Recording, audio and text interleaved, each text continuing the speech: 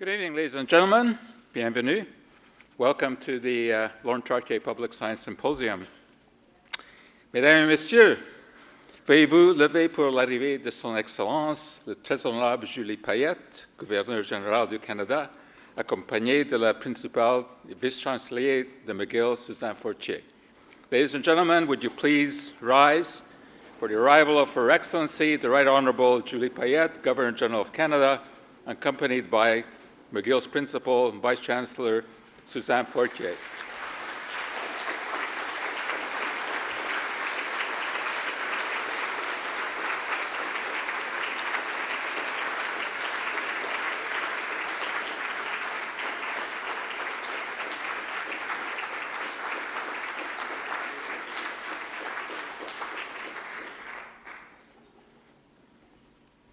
Be seated, please.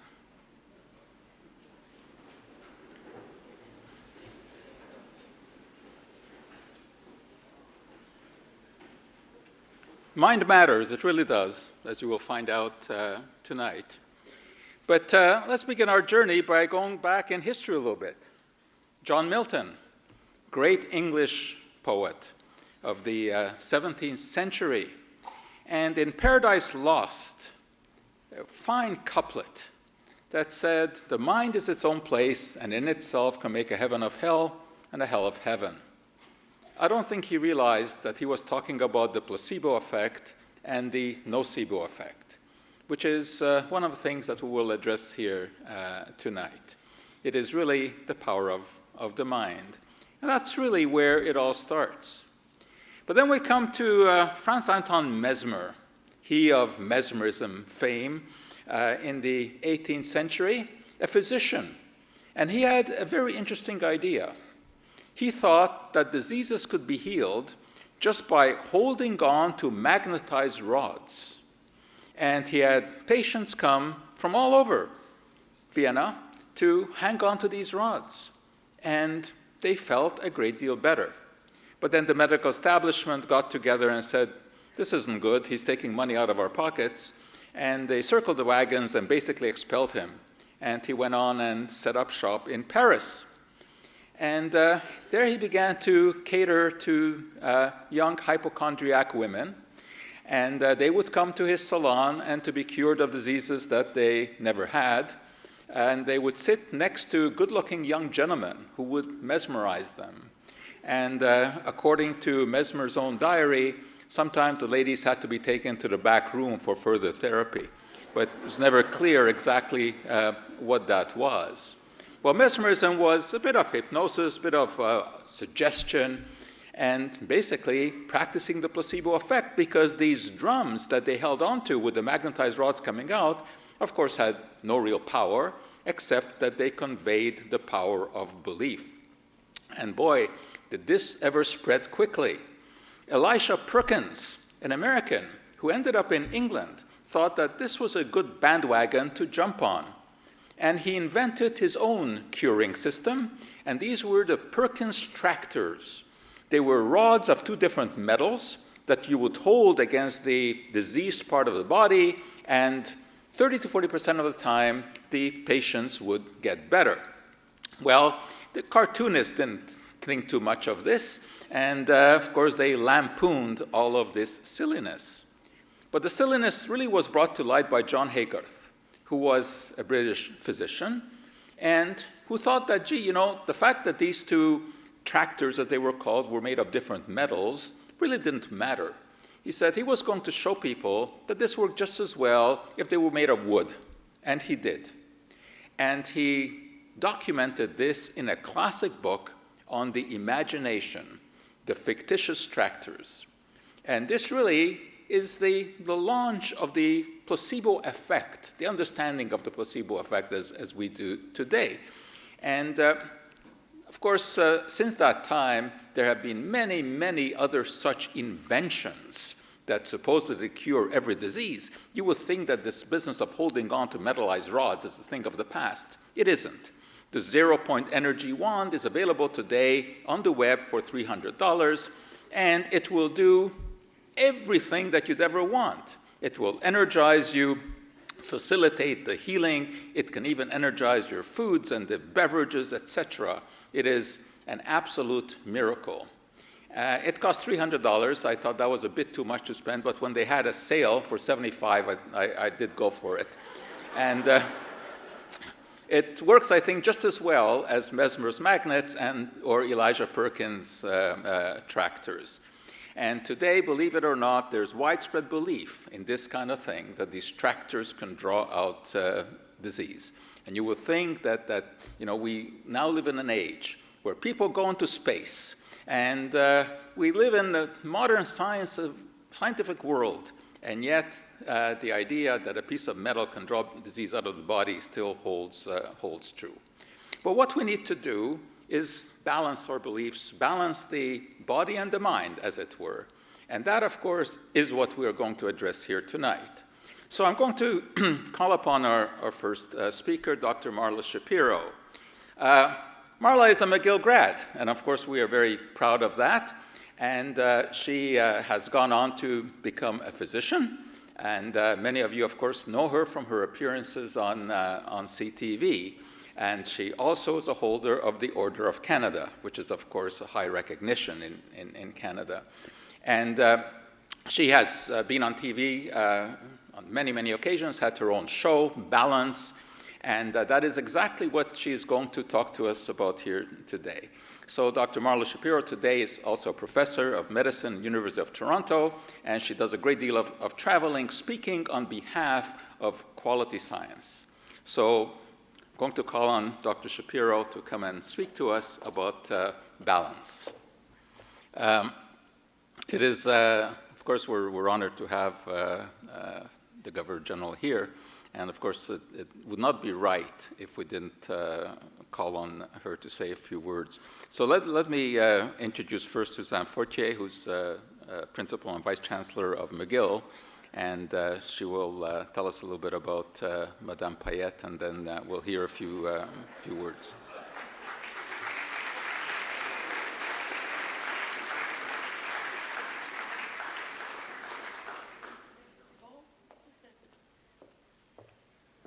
Alors, comme vous pouvez voir, on n'est pas habitué d'avoir de la grande visite à McGill. Alors, on a oublié un peu de notre protocole. Alors, Son Excellence, la très honorable Julie Payette, Monsieur Lorne Trottier, Madame Louise Trottier, Monsieur Rampanda, qui est le président du Conseil des gouverneurs de McGill, évidemment, nos conférenciers de ce soir, Madame Shapiro et Monsieur Amiraz. Chers amis, quel plaisir de se retrouver encore une autre année ensemble pour le symposium sur la science, Trottier. It's such a great thing every year to find ourselves together to participate in this wonderful series, the Trottier Public Science Symposium. Every year we hear about fantastic topics, topics where sometimes people try to fool us. Sometimes they might even achieve that, but we have great scientists who are helping us go through, decipher through what is true and what is actually, well, non-truth, as we say. And this year, again, we have a great topic, the body-mind connection, and I know you're all looking forward to hear about it.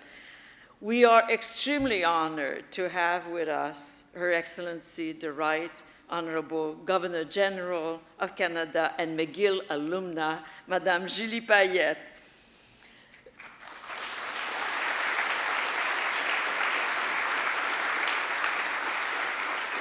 Je sais que you all know, vous connaissez tous les accomplissements extraordinaires de notre gouverneur général, que ce soit dans sa carrière d'astronaute, au niveau sportif, ses habiletés linguistiques, artistiques, donc vous connaissez tout ça.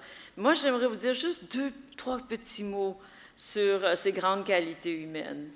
Parce que Mme Payette est une personne d'une très grande générosité, loyauté. C'est une personne qui a un engagement profond envers sa famille, ses amis, sa communauté, son pays et bien sûr aussi son université. Alors, on est très heureux de l'avoir avec nous ce soir. Vous savez qu'elle a un rôle spécial à jouer dans notre université parce qu'on a une charte royale. We have a royal charter at McGill, and the Governor General of Canada has a specific role to play in our institution. I will read you the exact word. This is enshrined in our McGill's Royal Charter of 1852. And she says that she has the role of a trustee of the public interest who ensures that the foundation of McGill College is honestly administered. So that means she's going to come and check on me on a regular basis and make sure that I do a good job. And it will always be an enormous pleasure to welcome her because she's not only having an official role with our university, but of course, she's a cherished member of our community and a great, great friend. Et donc, je suis très heureuse d'inviter Madame Payette, notre gouverneure générale, à prendre la parole. Merci.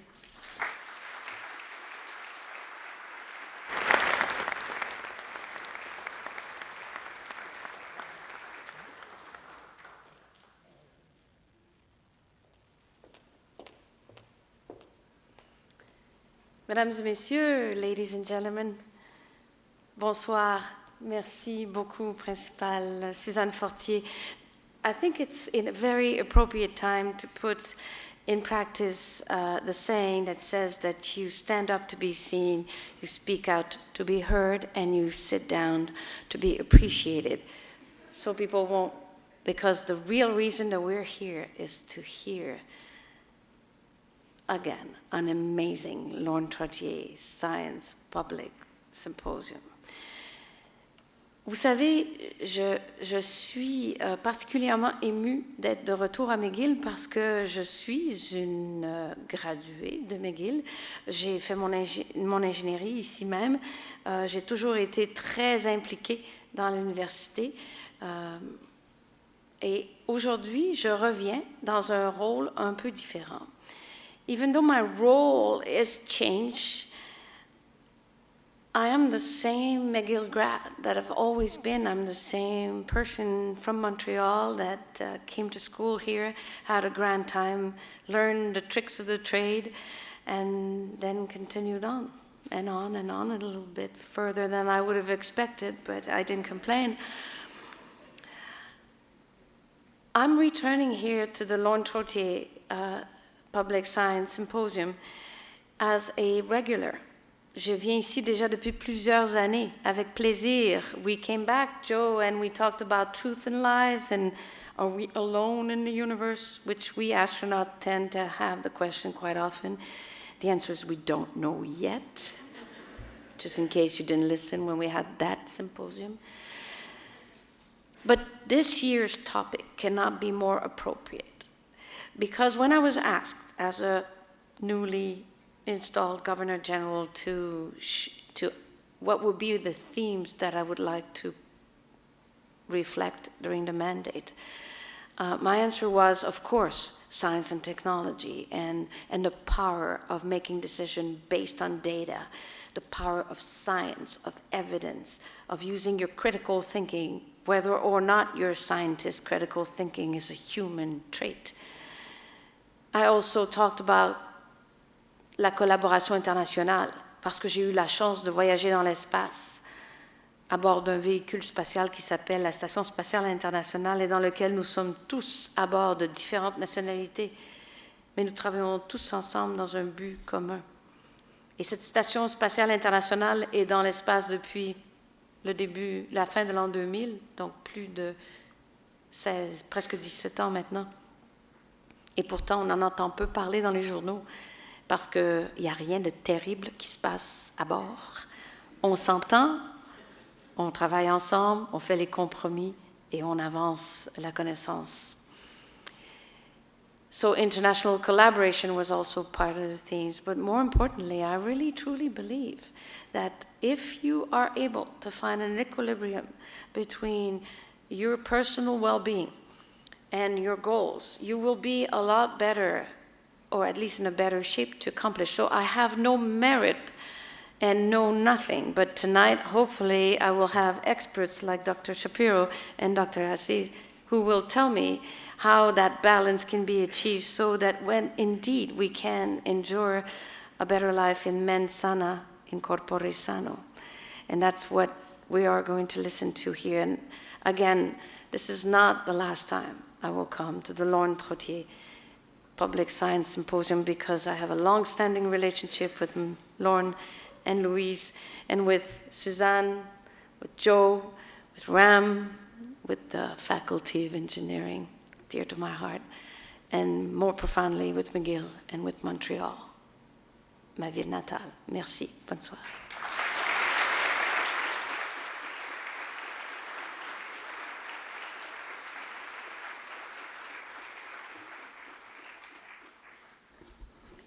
Sorry about the little protocol confusion there, but as the Governor General said, she's been here many times before, and previously I never saw real need to introduce her because she was only an astronaut, a jet pilot, a concert musician, a singer, and a world-class athlete. That didn't merit anything, but now she's the GG, so. All right, let's try this again. Dr. Marla Shapiro.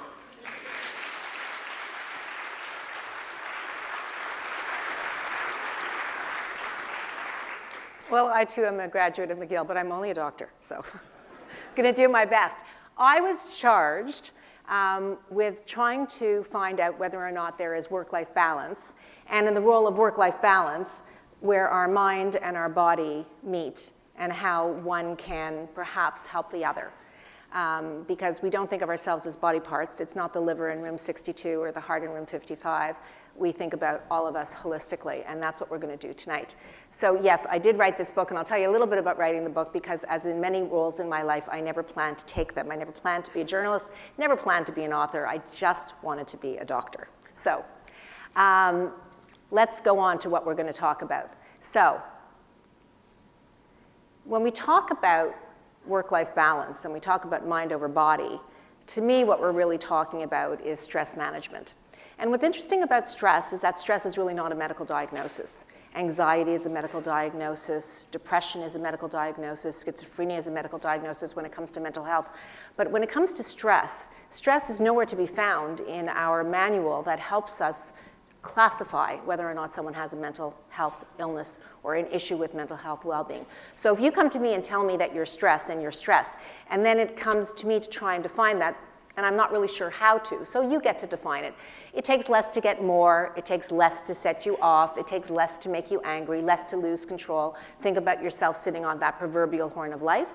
Some days you're okay, singing with the music, and other days you're just going to press that horn.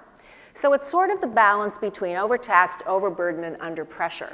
And when that happens, what happens in our mind can very much affect what happens in our body. And that's part of what we're going to look at tonight. So I wanted to look at the science and the evidence, because after all, I cannot come here and speak when Joe asks me to and not give you science and evidence. It's not anecdote, it's based on science. So this is a profile of working women that was undertaken by Stats Canada across our great nation. And this is what we found out.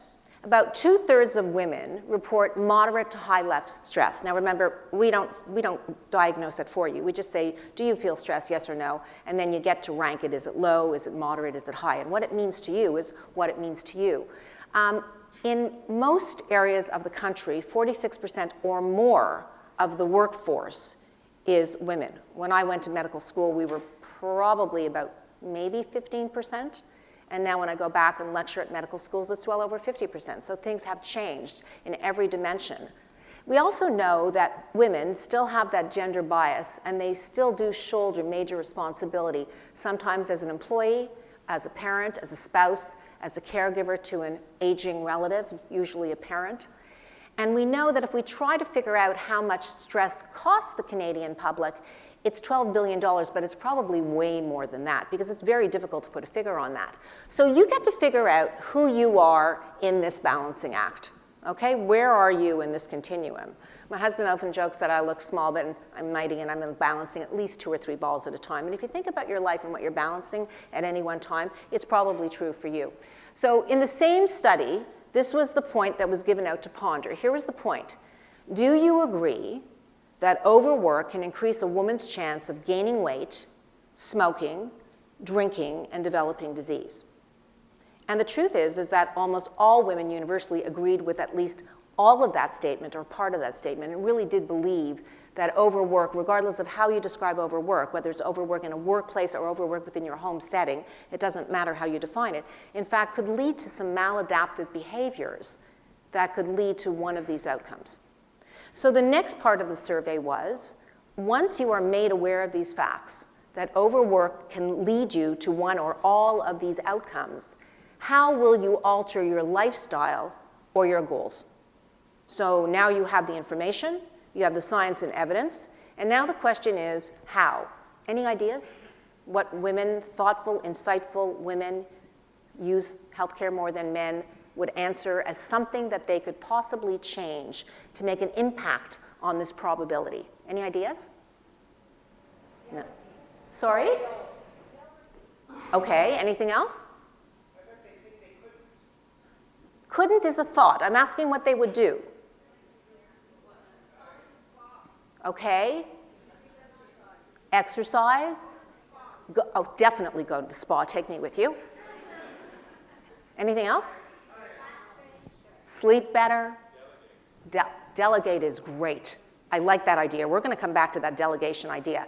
But the reality is that the could and wouldn't is exactly what women said, that even being aware of this goal, most of them would do nothing.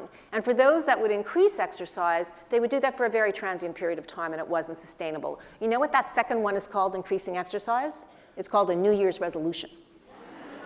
Okay, so why do we care about stress? And here's the evidence about the mind-body connection. And in fact, it's way more than this, but he only gave me 35 minutes and I have a lot to put in. So I'm just gonna give you a little bit of it. So what do we know? We know, and we can see this in lab and measure this in a lot of different ways, that immune function is impaired by stress. Why is it that you get a cold when you're stressed? That's one of the reasons why. We also know that it increases psychological disorders. So if you have a psychological disorder, a tendency towards anxiety or depression, when you're under a great deal of stress, there's a good chance that it's going to be augmented. Or for people who never had anything at all, if they're stressed enough, they may begin to feel a little bit anxious. Not enough to diagnose them as having a generalized anxiety disorder or a panic disorder, but they may feel anxious under certain circumstances. Increases something called fibrinogen. Fibrinogen is one of our clotting factors.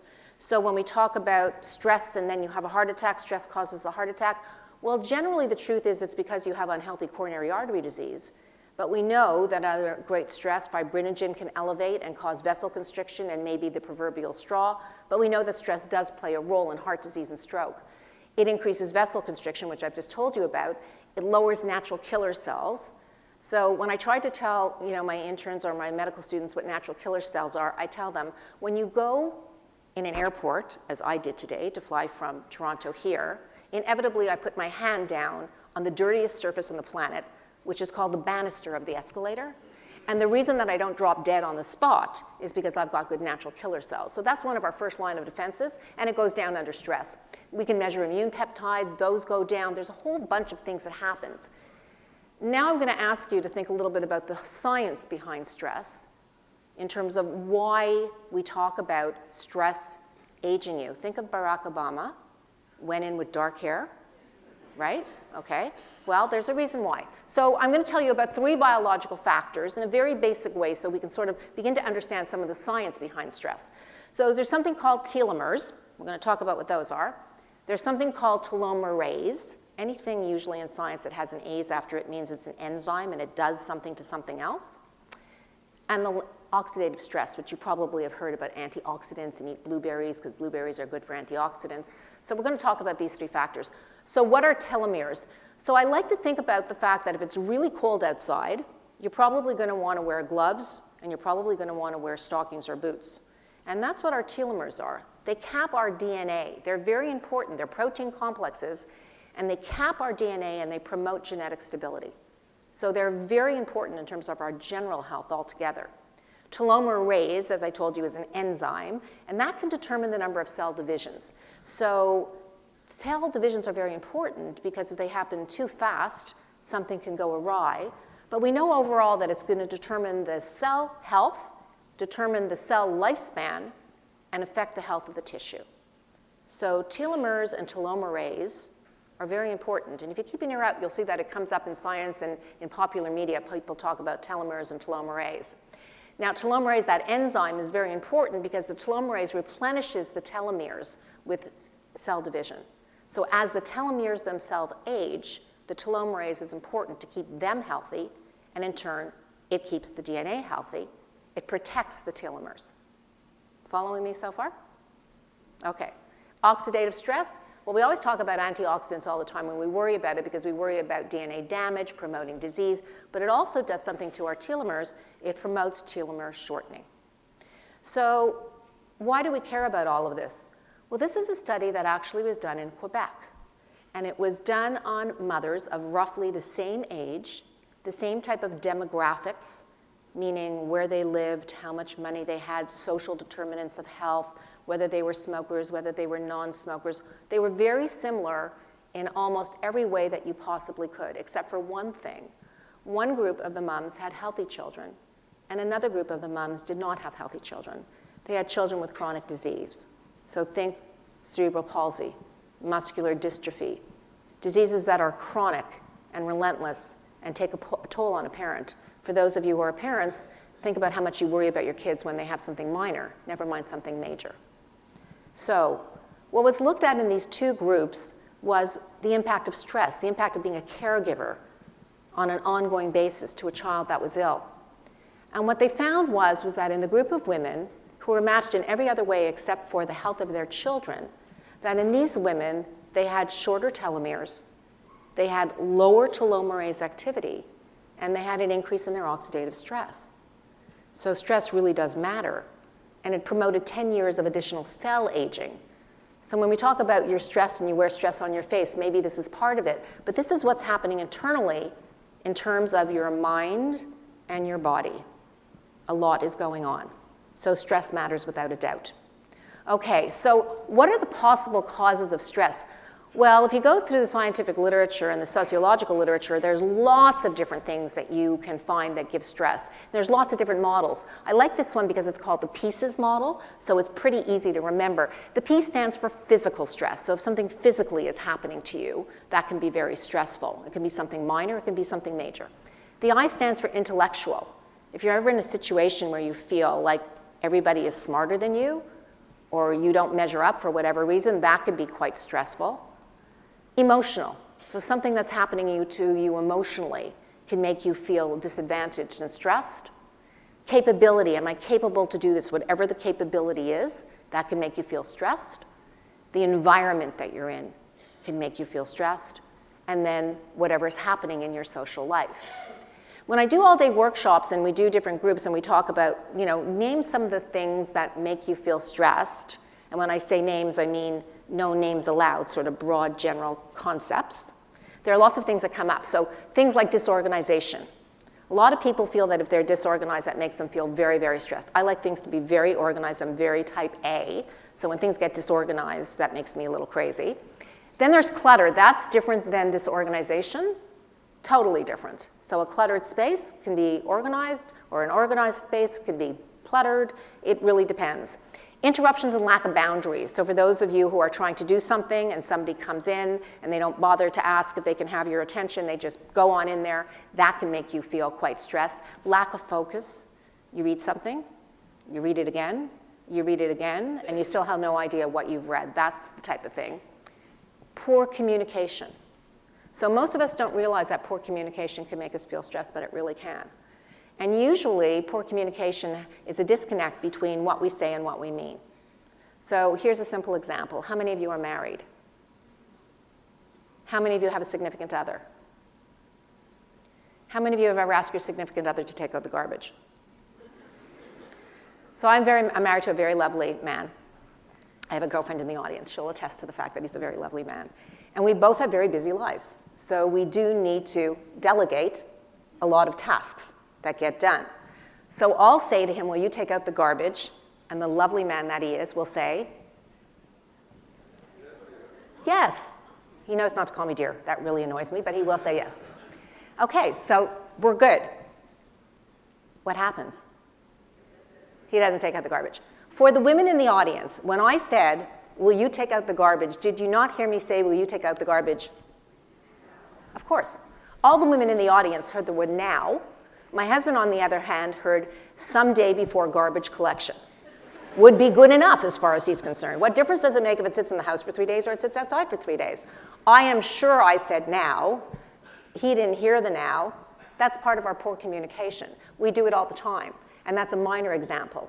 Isolation. That doesn't mean that you're really alone in a room, but you can feel socially isolated. You can be with lots of people, but something's going on that makes you feel remote and isolated. There's another construct about your mind and how it can impact on your body. The inability to separate work and home. We were sitting together just before I came up, and I was doing what I always do.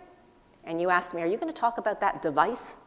So that device, your social media, your smartphone, your Android, we know that the generation of my children sleeps with the cell phone beside their bed, can't be without a cell phone, don't know how to talk on a telephone, would much rather text somebody than they would. And somehow it's given us the culture of not only now, but now immediately. That if you get a text, somehow you feel that you've got to answer it immediately. And it doesn't even matter if you're in a social gathering with people, you'll just go down there and start texting. It's become very, very much of our culture, and for many people it's become the inability to separate work and home and play, and children and family. And that itself can be very, very stressful, where we somehow feel that we need to do it now. And then the lack of consultation, somehow the need that we feel that we need to do it by ourselves so we don't ask other people. And this list can go on forever. You can identify all those things that are unique to you, but what they have in common is that they impact the way that you think and the way that you feel, and that does impact on the way you physically feel. So then there's something else called variables in stress when I began to look into the literature about how your mind and your body might interact with each other. So there's your mood. So your general mood. I got on the plane this morning to come here, and just as we were about to take off, they said, we have a delay because we have to change the tire. That immediately impacted my mood. Made me a little bit more anxious about why we had to change the tire. But moods in general, think about when you wake up in a good mood, when you wake up in a bad mood. It sort of is your tolerance scale. If you're in a good mood, you can tolerate much more. Life stages. So where you are in your life stages is going to make a big difference. So I can remember applying to McGill and being anxious about whether or not I was going to get into McGill. Then I can remember applying to med school and being anxious about getting to med school. And then I can remember getting Joe's invitation and having a huge anxiety attack that I was going to have to come back here and actually talk at McGill. So it really depends on life stages. It makes a difference. Then there's your cultural and your ethnic background, who you are, what your culture is, what your personal beliefs are. That too is going to impact on your ability to handle stress. And there's the gender-based, and that is a true entity in the literature. If you look at men versus women and how they cope with things, there's a whole scientific literature about brains and hunters and gatherers and men and women, how they think. That's a whole different talk for another day, but we do know that there is a gender-based difference in terms of the way stress is handled. And then there's something called values. And that was the hardest thing for me to begin to think about in terms of defining this and how that could possibly impact on our mind, and that in turn could impact on our body. So this is sort of the balancing act in the primary core values that I came up with, and that hopefully you'll agree with, so that we can use these to go further in the conversation. So there's family. How many of you agree that that is a primary core value, whether it's your chosen family or your family that you're born into, that this is something really critical for you? Yes? We agree.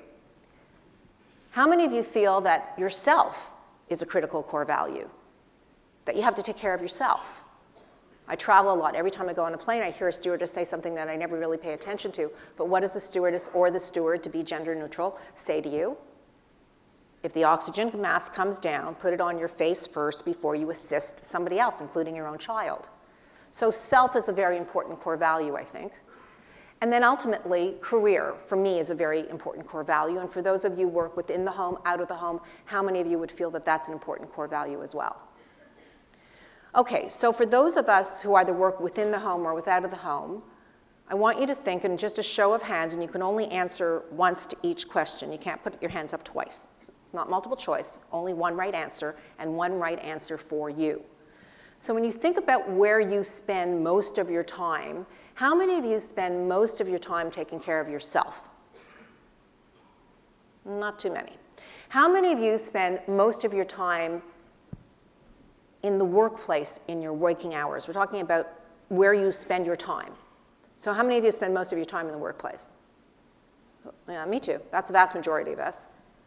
And the rest of you spend most of your time with your family. That would be a small minority based on how many hands went up. Okay, so let's keep that sort of construct in mind, and let's turn the question around a little bit. So if you had to take a speeding bullet, the emotional speeding bullet, how many of you would take that for yourself and put yourself as the number one priority? How many of you would do it for work? How many of you would do it for your family? So not quite the same as the first go-around. Let's see what that means as we go on. This is me with my kids who understand about focus and control, making sure that they don't interrupt my personal space and my boundaries. They totally get that. I'm a great multitasker, as most women are. I can be on the phone. I could be blow-drying my hair. This is the old days when we didn't have cell phones. Matthew's my youngest. He's the reason we have cell phones. He found it far more effective to hang up the phone than to repetitively say ma, ma, ma 600 times until I finally said, oh yeah, you, what do you want? Okay, so all this was going on in my life when this happened. Now, when this happened, this was not an invitation that I got the opportunity to look at and say, no, not so much, not really interested in breast cancer. Really was not anything that I had anything to do with. Other than that, I went for a routine mammogram. And we won't really argue the benefits of screening mammograms between 40 and 50, other than to say it's a good thing I did. And I was diagnosed with invasive breast cancer, which gave me that oh-so-chic bald look, which wasn't something that I totally embraced at the time, but something that happened to my family. And as a result of that, it truly impacted on my balancing act. It didn't really matter that I spent most of my time at work physically and most of my emotional time with my family. When we looked at how, in fact, I was spending my time, which is not really much different than most of you who raised your time saying career, the fact is that what I was dealing with was with a lot of value binds.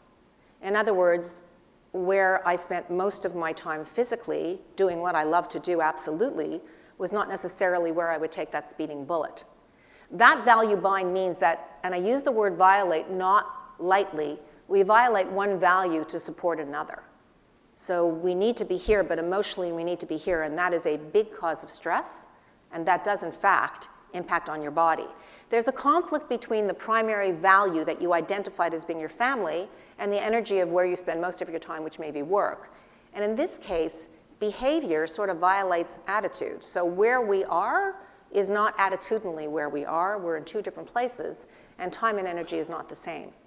And for many people, when we talk about stress, often what we're talking about is this: how work impacts on our family, or how work impacts on us, or how stress impacts on us emotionally, not necessarily recognizing that it does have a lot of wear and tear on our body.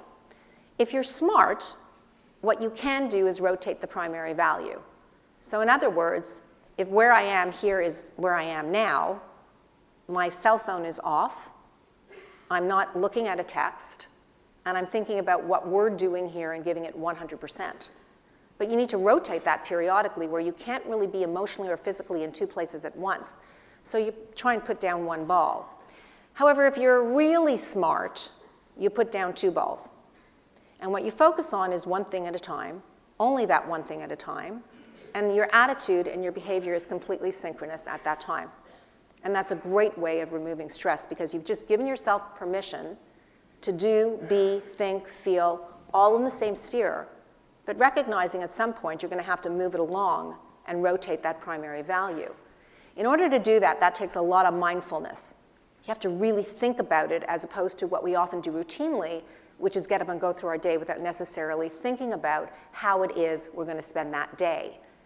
And mindfulness, which is a word that we bandy around a lot about now, is truly a construct that we need to think about, because mindfulness and the ability to make mindful decisions, give ourselves permission, is going to have a huge rollout in terms of stress and the way that we feel, without a doubt.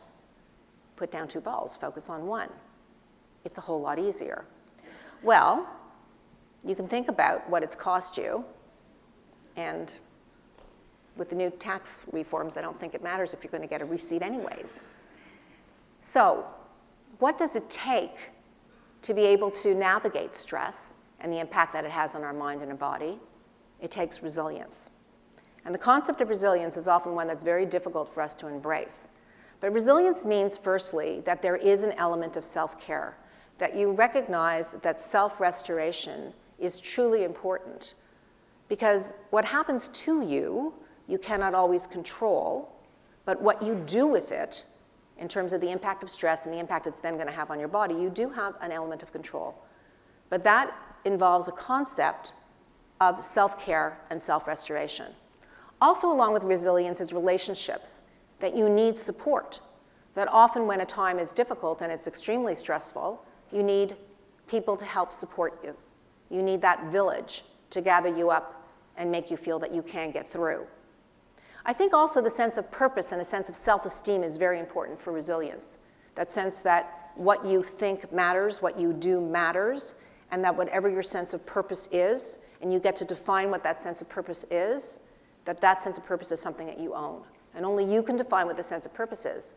And also the concept of a growth mindset, that you're actually open to motivation, you're open to learning new constructs, you're open to different attitudes, beliefs, and behaviors, rather than staying very narrow in your thoughts. And that can make a big difference. And for people who are really creative and want to think about a source of solutions other than what they typically have, that's extremely important for resilience. So when it comes to stress management, which I really think is mind and body management, there's a lot of different options that are available to you. But it takes some mindfulness in order for you to think about what is it that you're going to do to make a change. Nutrition is very important. And we know that often we tell everybody that, in fact, your grocery store is your best place of restoration rather than anything that I'm going to give you. So what you eat, how you eat, albeit confusing in terms of what you read in newspapers and journalists like I report, but for the most part, we know that healthy nutrition is very important. A vegetarian diet is really good for stress. If you can't raw vegetables loud enough, you can't hear your kids quarrel at dinner. But that's not really what I'm talking about. Aside from nutrition, giving yourself permission.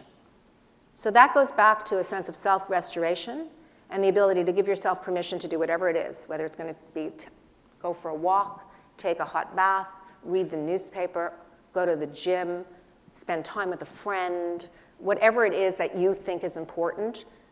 For many people, meditation, and we're recognizing the role of meditation as being very important in mindfulness, healthy minds, healthy bodies. And there's a whole science and literature behind this. Laughter. So when I came here to do this, I was asked whether or not laughter was the best medicine. Well, I don't know if it's the best medicine, but I know that it's really important. By my third chemotherapy, I was just about to lose all my hair. And I'd gone through several incarnations of cutting my hair off, sort of looking like G.I. Jane. And then it sort of got to the point where I recognized that the hair was on my head, not in my head. And I had told Matthew, my youngest, that I was going to go bald. And he really didn't know what that meant. He was 9 years old at the time. He wasn't really clear what bald meant. He went out and he got a buzz cut. He thought that was bald. He didn't realize what bald was. But he did make me promise that whenever it happened, now here's the importance of genetics.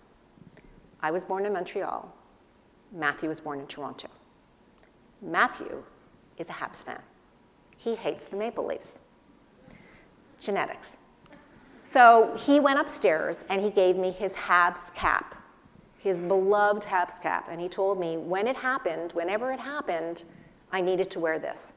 And we made a deal that that was fine, that that is what I would do. And I came home after my third chemo, bald, as you saw, and which was completely shocking to me. I see bald people all the time being a doctor, but it was shocking when it happened to me. And I put on the baseball cap. And Matthew came home in between school and his afternoon program, and I had told my housekeeper, you need to tell Matthew that today is the day that I went bald. And she looked at me and she was like, so I thought about it, thought about the value of media and the fact that visuals are always important. I got out a bottle of Mr. Clean and I said to her, you show him this. Same hairdo, same complexion, better jewelry. Matthew came home, she told him, he went to his after-school program, and when he came home, I was wearing the baseball cap. And he rang the doorbell, and I went to let him in, and without looking at me, looking at my feet, he said, don't take off your baseball cap, you're scaring me. And I did what any self-respecting mother would do. I went upstairs to my bathroom, I closed the door, and I wept for hours and hours and hours and hours until my husband finally came home and came into the bathroom and he said, it's enough. Like, we need to go to bed and let's sort of move this on. So we got into bed and I was lying there still sort of racking with sobs. You know, if you've cried a lot, you stop crying, your body is still racking with sobs. And remember I told you he's a really nice guy, right? So he leaned over and he touched me and I was waiting for him to say something like, it will be okay, the sun will come out tomorrow, I don't know what. And so help me God, he leaned over to me and he looked at me and he said, Mar, can you put the cap back on? The glare off your head from the clock is keeping me awake. True story. And I did laugh. And it was the first time that I think I had laughed since the day I got my diagnosis. And it felt really, really good to laugh. And as you can see with time, Matthew began to recognize that I was still his mother, albeit bald and a little thinner, but I was still his mother. And his friends in the background really couldn't care at all as long as my baking skills did not diminish. So exercise. What about exercise? Why do we care about exercise? Because exercise has a huge mind-body connection. Not only does it make you feel better, but the reduction in risk of diseases, including heart diseases, developing diabetes or controlling diabetes, high blood pressure. If you have high blood pressure, it will help get it down. It'll help you from getting high blood pressure. We know that it reduces the risk of many cancers and reduces the risk of recurrence of many cancers. It reduces depression and anxiety. There's that huge mind-body through the release of endorphins. You feel way better after you exercise. And you don't have to want to exercise, right? Just get there, and then after you do it, you feel really great that you've exercised. So force yourself to do it. It's not like you're going to look at it and go, oh, whoopee, I'm going to go exercise. I don't feel that way about it at all. But after I exercise, I feel really good about it. It helps to control weight. We know that it helps to build and maintain healthy bones. It helps older adults become strong. I mean, it goes on and on, all the things that it can do. Reduces the risk of falling, promotes psychosocial well-being, that mind-body connection that's so important. It reduces the risk of something called metabolic syndrome, which is a syndrome where your cholesterol is no good, your blood pressure is up, your triglycerides are up, you carry weight around the middle, big risk factor for diabetes and heart disease. Exercise can help reverse that. It just goes on and on and on, all the things that exercise can do. We know it's really important, but you have to decide that you're going to make it a priority. Because half the time, you know, we know that it just takes a lot of effort. Sleep habits are critical for mind-body. We know that melatonin is very important for restoring our body and repairing, really important. Centering yourself, taking a personal inventory every once in a while, stopping to take track of where am I, as opposed to being, you know, on that treadmill and stopping and going, take some time. Separating work and play. I do not have one of those. It would be good if I did, but I don't. You have to make your own pacifier patch.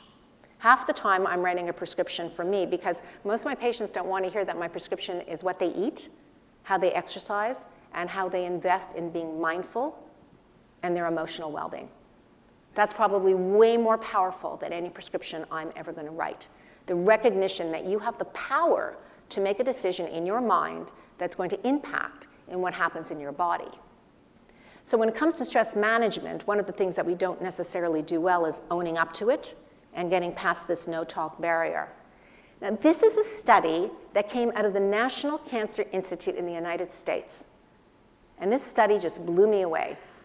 It's about the silent treatment. Now, first, for the women in the room, have you ever been in an argument, usually with your spouse, where you just like self-silence, you just let it go because it just feels like it's not worth it? Well, that's called self-silencing, and we know that women who self-silence during conflict with their spouse have a 4-fold risk of dying. Cancer is the most common illness. Heart disease is the next most common. And it has a negative impact on health. It doesn't matter how old you are or what your socioeconomic background is. It is the act of self-silence alone. It's not marital communication in general, but it's the outcome of the conflict and the strain that leads to those adverse health outcomes. In other words, when you self-silence, it causes a lot of anxiety and a lot of emotional stress, and it leads to that. The actual mechanism of self-silencing was thought to cause the harm. Now, here is an interesting fact. It wasn't the depression or the secondary anger. It was the self-silencing, and whatever the self-silencing did in terms of our mind had a huge impact in terms of our body. The mechanism not clearly understood, but well established in this study. To me, this was the kicker. Men's health not affected when using the silent treatment.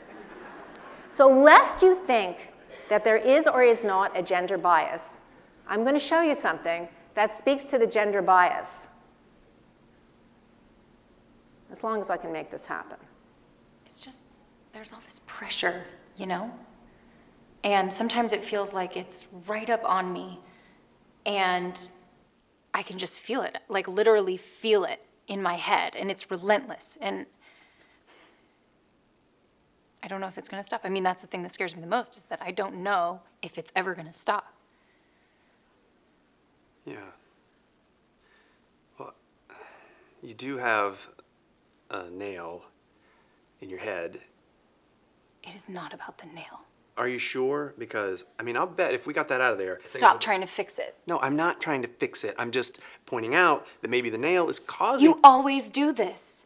You always try to fix things when what I really need is for you to just listen. Yeah, see, I don't think that is what you need. I think what you need is to get the nail See, out. you're not even listening now. Okay, fine. I will listen. Fine. It's just, sometimes it's like, there's this achy, I don't know what it is. And I'm not sleeping very well at all. And all my sweaters are snagged. I mean, all of them. That sounds really hard. It is. Thank you. Ow! Oh, come on. If you would just... Don't. Try to see things my way. So although it's very humorous, the reality, it does speak to the fact that there somehow is a little bit of a gender bias in the terms of the way that we need stress. And it also speaks to the fact that she did communicate what she really needed. He didn't believe it for a minute. It was about the nail as far as he was concerned, and he's probably right in that case. But in many ways, she was right that the emotional stress of whatever it was, she really didn't know what it was, but she needed emotional support. And that's sometimes what we need to get past that no-talk barrier, to stop denying that we have anxiety, to acknowledge the fact that we all have fears, and to acknowledge sometimes we even feel a little bit guilty about it. And that can be very difficult for us. And what I can advise you is that the best thing that you can do is get support. So when you think about support, it's critical for stress management. And by that I mean, who are your board of directors? Your networks, your family members, your supportive friends, your support groups, your strength in numbers. Not what people expect you to be, but the people who know you, who really can be there to support you. So right after I finished my chemotherapy, I was going to have bilateral mastectomies, because that was the next step in my therapy. And my girlfriends made me a bye-bye to the girls' party. And it's amazing what you can find on the internet. Aside from a lot of not truths in health and medicine, because please don't Dr. Google, you can find anything. And I could actually find milk chocolate with white chocolate areola. That you can find on the web and count on, but most medical advice that you're going to get, you can't count on. So I ask you to take some of this, a little bit of a grain of humor, but a lot of truth behind it, to think about what your master want list is, what you might want to improve, who you might want to spend more time with, what your specific goals are, and to really figure out what matters in your mind has a lot to do with what's going on in your body. So people often ask me how I've changed having gone through this journey. And the reality is that it's hard to specifically say what has changed, but indeed much of it has changed. I'm still as frenetic and as crazy as ever, but every once in a while, I stop and take a sense of what matters and how I need to be mindful. Right after my hair began to grow back, this was at the end of chemotherapy, somewhere in between my surgeries, that was finally out of my curly G.I. Jane gel look, and the hair was growing back a little bit. You know those magazines that do the most beautiful people? My kids thought this was very cool. They wanted to put a Canadian in the most beautiful people, and there I was. And when I got the magazine, under Canada's most beautiful people was me, which my kids thought was really cool, but beside it, it said beautiful survivor, which I took marked exception at. Because I think if anything that I learned along the way, it's not about survivorship, it's about thrivership. It's about being mindful. It's about thinking about the relationship between your mind and your body and how you make decisions that matter every single day. And you may make a decision that doesn't really jive with what you want to do, but guess what? You get to try again tomorrow. But you have to be mindful if you're going to find a way to connect your mind and your body. So we started with this slide, and we'll end with this slide, and I told you that many of the things that have happened to me in my career were not planned. This was one of them. I didn't plan on writing a book. But when I started chemotherapy, I couldn't do what I love to do, which is being a doctor, and the Globe and Mail reached out to me and asked me if I wanted to write a column, which meant I wouldn't have sick people with me with a 0 white count, and that was something that I could fill my time with, so I started writing a column. As a result of writing the column, HarperCollins, which is a publishing house, called me and asked me if I wanted to write a book. And in what I think of as a Matthew moment, because Matthew, when he was younger, spoke unfiltered, I said, I think I have, because I had never kept a journal or a diary when I was a kid, but I did keep a journal as I went through because there was so much angst. And the book was called Exactly How I Felt, Inside Out, Life on the Other Side of the Examining Table. Because what I do is not only who I do, but it's who I am, if you will. And I didn't really know if there was going to be a life on the other side of the examining table. However, the day that the book was supposed to come out, HarperCollins called me and said, we have a problem. There's a book on the shelves called Inside Out, Straight Talk from a Gay Jock. So Mark Tewksbury had a book that he had released. And Mark and I knew each other from being on Canada Aim together. And they said, no, you can't have a book called Inside Out as well, because even though it has a different subtitle, you'll sell his books. That's not a good thing. So I thought about it for a minute, and I thought, well, why don't we call it Inside Out, Straight Talk from a Boobless Doc? But he didn't think that that would sell in the Midwest. So I thought about it a little bit harder, and I realized that what had happened to me in the journey was all about mindfulness. It was all about learning how to put my mind first before decision-making, before anything that I chose to do. And that in order to find a life in the balance, when I felt that my life was in the balance, it really had been about finding my new balance and what that might be. So on your journey to mind-body connectedness, and it is a journey, it takes some willfulness, it takes some mindfulness, it takes purposeful thinking, and it's not always easy to do. And it is without a doubt that there will be many things that happen in your life that you will not choose for yourself to happen. And I can think of many examples in my life that have happened that I would not have chosen to happen to me or my family. But the one thing that I have learned is that instead of reacting, you can act. You can stop for a moment, be mindful, and make the decision that what you do is purposeful and acting. For many years, my late middle daughter went to Branksome High School. And on the motto, it said, keep well the road. I never thought about it. I wrote checks year after year after year, never thought about it. But as I went through this journey, and I went through the journey of her loss and dealing with that as a family, I began to realize that you don't only get to choose the road, but what you do get to do is what her school had tried to keep her and teach her, and it's what I'm going to leave you as well. That whatever happens in your mind and your body on your life journey, that you too have the power to keep well the road. Thank you.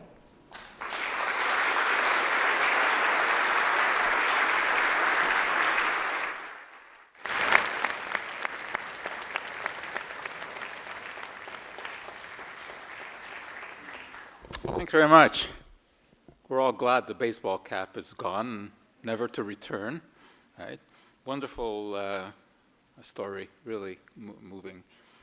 I didn't know really that your emphasis was going to be on stress, but interestingly enough, when I think I was about 11 years old, my parents dragged me to a lecture here at McGill. It was in the old Dawson building, and it was given by Hans Selye, who was at that time at University of Montreal, and he was really the world's leading expert on stress at a time when no one talked about it. We didn't even know what it was. So my parents dragged me there, not because I was precocious or anything. It's just that he was Hungarian, we were Hungarian, and therefore if a Hungarian spoke, you had to go and listen. And I've forgotten most of what he said, but there were two things, and I mean this comes to my mind because of what he said. He said, some of you might go out today and find a ticket on your car because parking was difficult around here then. And you have a choice. You can do one of two things. You can grab that ticket and tear it off your windshield and stomp on it and say how unfair life is that you got this ticket and end up paying the ticket. Or you could say, gee, you know, I guess I took a chance and it didn't work out. Take off the ticket and end up paying it. And he said, you know, the cost to you in the pocket is exactly the same, but the cost to you in your life is not. Because in one case you put stress on yourself and the other not. And he finished his talk by saying, you know, it's not only what you eat that matters, but it's also what's eating you that matters. So it's interesting how things come back, you know, it was so many years ago and you've rekindled all that. All right, let us pass on. The questions and answers will be at the end for both our speakers. Let me introduce Dr. Amir Raz. He's a professor of psychiatry, neurology, and neurosurgery, although not the kind of neurosurgery where he digs into your brain. Well, he does dig into your brain, as you will see, but not physically. He also has a wonderful TED Talk that you might want to take a look at after, once you heard him today, because there's far more there. He's one of the prides of McGill, but this year he's away in California at Chapman University, where he is helping them launch a new brain center modeled on our MNI. He's an expert in the placebo effect. He's an expert in hypnosis. To me, none of that matters. What matters is that he's a magician. And so I'm going to call on Dr. Raz to come on up and regale you with some of his verbal magic.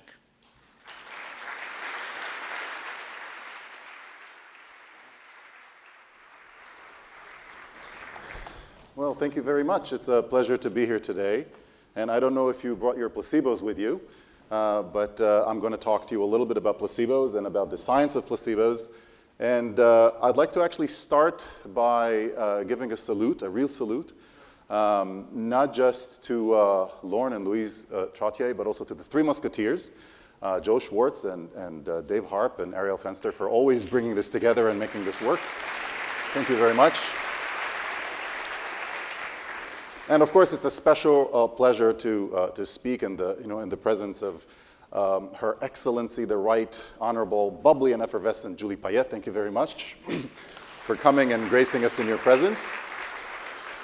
And let's talk a little bit about this idea of what happens when we are talking about placebos in general. Now, I think that most people don't fully appreciate the whole notion of what suggestion does to people. We get suggestions in many ways. We get suggestions from our spouses, from people who sell us things, from our car mechanic. We get suggestions from our doctors, and we get suggestions from our politicians. It turns out that some people are more suggestible than others in certain domains. And it turns out that there's a whole science of suggestibility.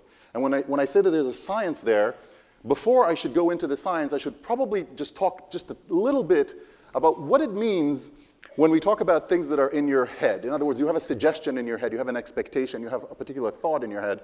What does it mean to people when people tell you it's all in your head? Well, usually, the skeptical variety, they will say it's not real. It's in your head. In other words, it's in your head and it's not necessarily in the world. Other people will talk to you and say, well, maybe it's a romantic notion of something. It's artsy-fartsy, it's lovey-dovey. It's something that is not necessarily translates into something that happens in the real world. And then the skeptical crew, people who are really, not necessarily seeing a suggestion or something that you think about as real necessarily, will say this is all an illusion. What you're thinking is not necessarily manifest in the world. And if you have a particular thought, it's not really there until you do something about it. And this is not just philosophy. Because when it comes to placebos, and placebos sometimes very easily get into deception and subterfuge and things like that, and that's why being a magician is actually helpful, and certainly being somebody who does some hypnosis is very helpful, because there's some kind of a weird connection between medicine, as we know it, and I'm from the Faculty of Medicine at McGill, between psychology, which is sort of human behavior and things like that, and between the performing arts, such as magic, and such as even marketing and certain ploys or certain plots that people use, schemes, in order to get people to do certain things, either whether they want to or not. And the most important thing that I want to communicate to you here is that whether what you have in your head, if it's all in your head, is believable or not, physicians often struggle with things that are in your head because they don't know exactly how to quantify it. If what you have in your head is a disease, is it a pathological concept? What do you do with that? And this is where the placebo comes in. For many years, placebo was considered, until fairly recently, placebos were considered noise in the system. They were considered a nuisance, something that you need to get rid of, something that you compare against. Only recently, and when I say recently, I mean in the past 10 years just about, only in the past 10 years, there's been sort of a rekindled interest in placebos as a mechanism to understand human consciousness, human physiology from a very different perspective. And I'm going to describe this perspective to you now in a number of slides, and we're going to get back to it at the very end. So this is going to be a very sort of roller coaster kind of trip through what is a placebo without thinking about a sugar pill, because this is not relevant for our conversation so much. Here's an elevator from China. How do I know that this elevator is from China? Because it's missing the number 4. The number 4 is missing. Look very carefully, and you'll see the number 4 is not here. If you look further carefully, you'll see the number 14 is also not here. And why is that? Because in certain Chinese regions, in Chinese folklore, in a particular kind of Chinese culture, a subset of Chinese culture, the number 4 is evil. I can explain to you why. It has to do with pronunciation of the word death and the number 4, and therefore 14 and sometimes 24. But the number 4 is not a good number to have. So much so, a lot more than our number 13 in sort of Western culture. It's a lot worse to have number 4. People avoid the number 4 on their jerseys, on their license plates, on their phone numbers. As a matter of fact, if you're a magician and you want to give people cards, just make sure that they're all the number 4 and one is the number 3, they'll go for the number 3, automatically. They'll never, it's very bad to choose the number 4. It's just very bad luck. As a matter of fact, it's associated with death. So one researcher who caught my attention many years ago did a weird study. He said, can I go back to death certificates in North America and see, for example, if people of Chinese, it's not just Chinese heritage, it's also Japanese, people who believe in this kind of number 4 as a bad day, it's a very bad day that is related to death, are they likely to have more heart attacks on the 4th of the month? And I can do that because I can look at death certificates in our culture, North America in general. We can actually have death certificates that would tell us what the cause of death was that is determined by a physician. And he did this retrospective study. And when you look at the study, you can see very, very quickly, I'll just point you to the right place, that on the 4th of the month, okay, there's something weird happening to people who are coming from a Chinese background, and they believe that the number 4 is weird. This was published in a medical journal. This was in the British Medical Journal by Phillips et al., a researcher from University of California, San Diego. And I was fascinated by this. And I went to the paper and I looked very carefully at all the statistics and what he did, and I said, this is strange. This is a retrospective study. He took a particular concept, and why not on the 14th? The 14th is also a weird day for them. Why on the 4th? And what does it mean exactly? Does it mean that people who have like a heart problem on the 4th, they look at the calendar and they say, oh, today's the 3rd, tomorrow I'm likely to, I mean, what does it mean exactly? That people die more on the 4th from cardiac problems. And this is how I sort of started getting into this more and more and more, and I realized as my research sort of thickened and as I began to amass more and more sort of interest and knowledge into this field, that in today's medical sort of milieu, we hardly ever talk about the kind of medicine that starts with what's brewing between your ears and then sort of cascades and permeates lower systems. We always start with what's happening bottom and then going up. We always start from the cellular, from the molecular, and this is very natural to do so because most of science, and most of medicine certainly, is reduction. It follows the reductionist model. So it makes a lot of sense to talk about cells and molecules and receptors and enzymes and so on. It makes a lot of sense. We understand it, and it fits with our scientific model. But there's another model out there that is very difficult to reconcile with reductionism. And that model says something like this. If I give you 1 placebo to take a day, there should be no difference than if I give you 2 placebos a day, 3 placebos a day, 4 placebos a day, because it's 0. And then if you take 4 placebos a day, or you take 1 placebo a day, we should have the same reaction. But that's not what we get when we do the experiment. When we do the experiment, people who take 4 placebos get almost 4 times better than people who take 1 placebo.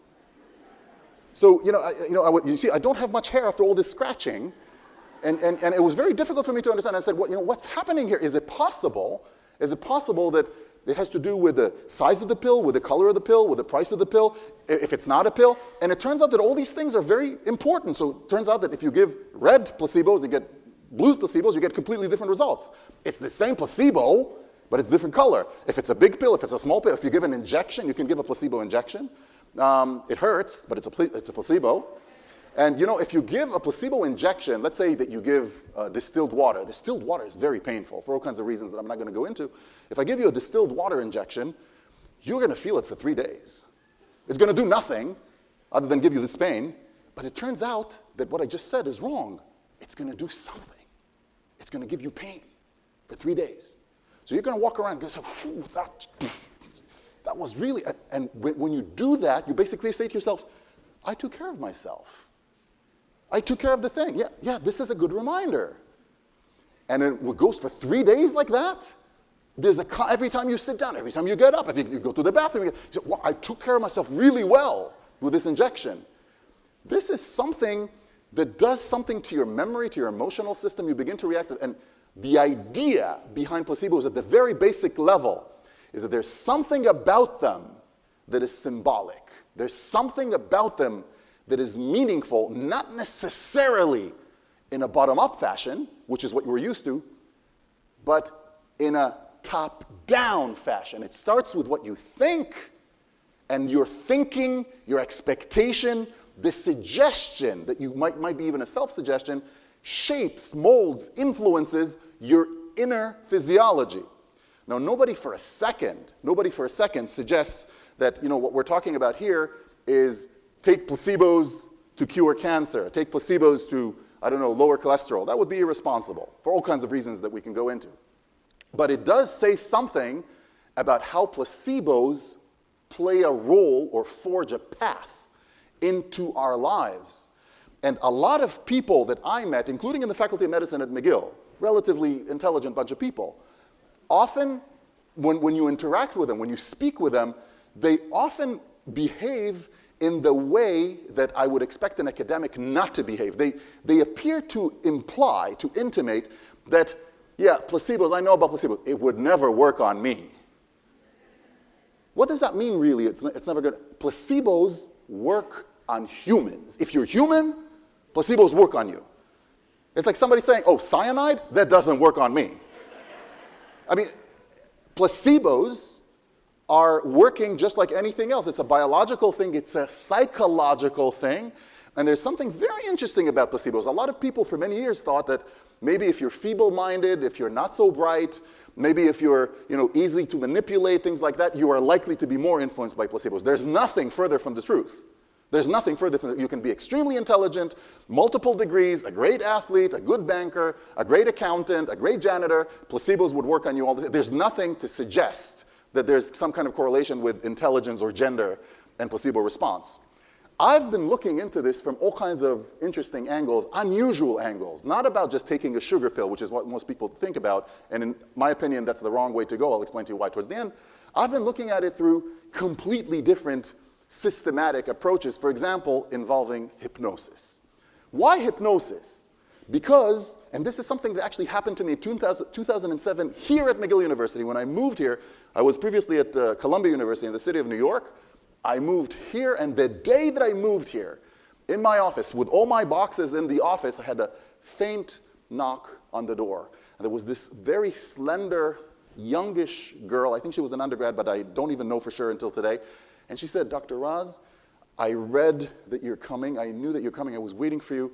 May I have a few minutes of your time? I just wanted to talk to you about hypnosis. I read some of your paper. I'm really interested in hypnosis. Of course, please come in. I'm sorry for the mess. I just arrived. This is literally my first day. I haven't even unpacked.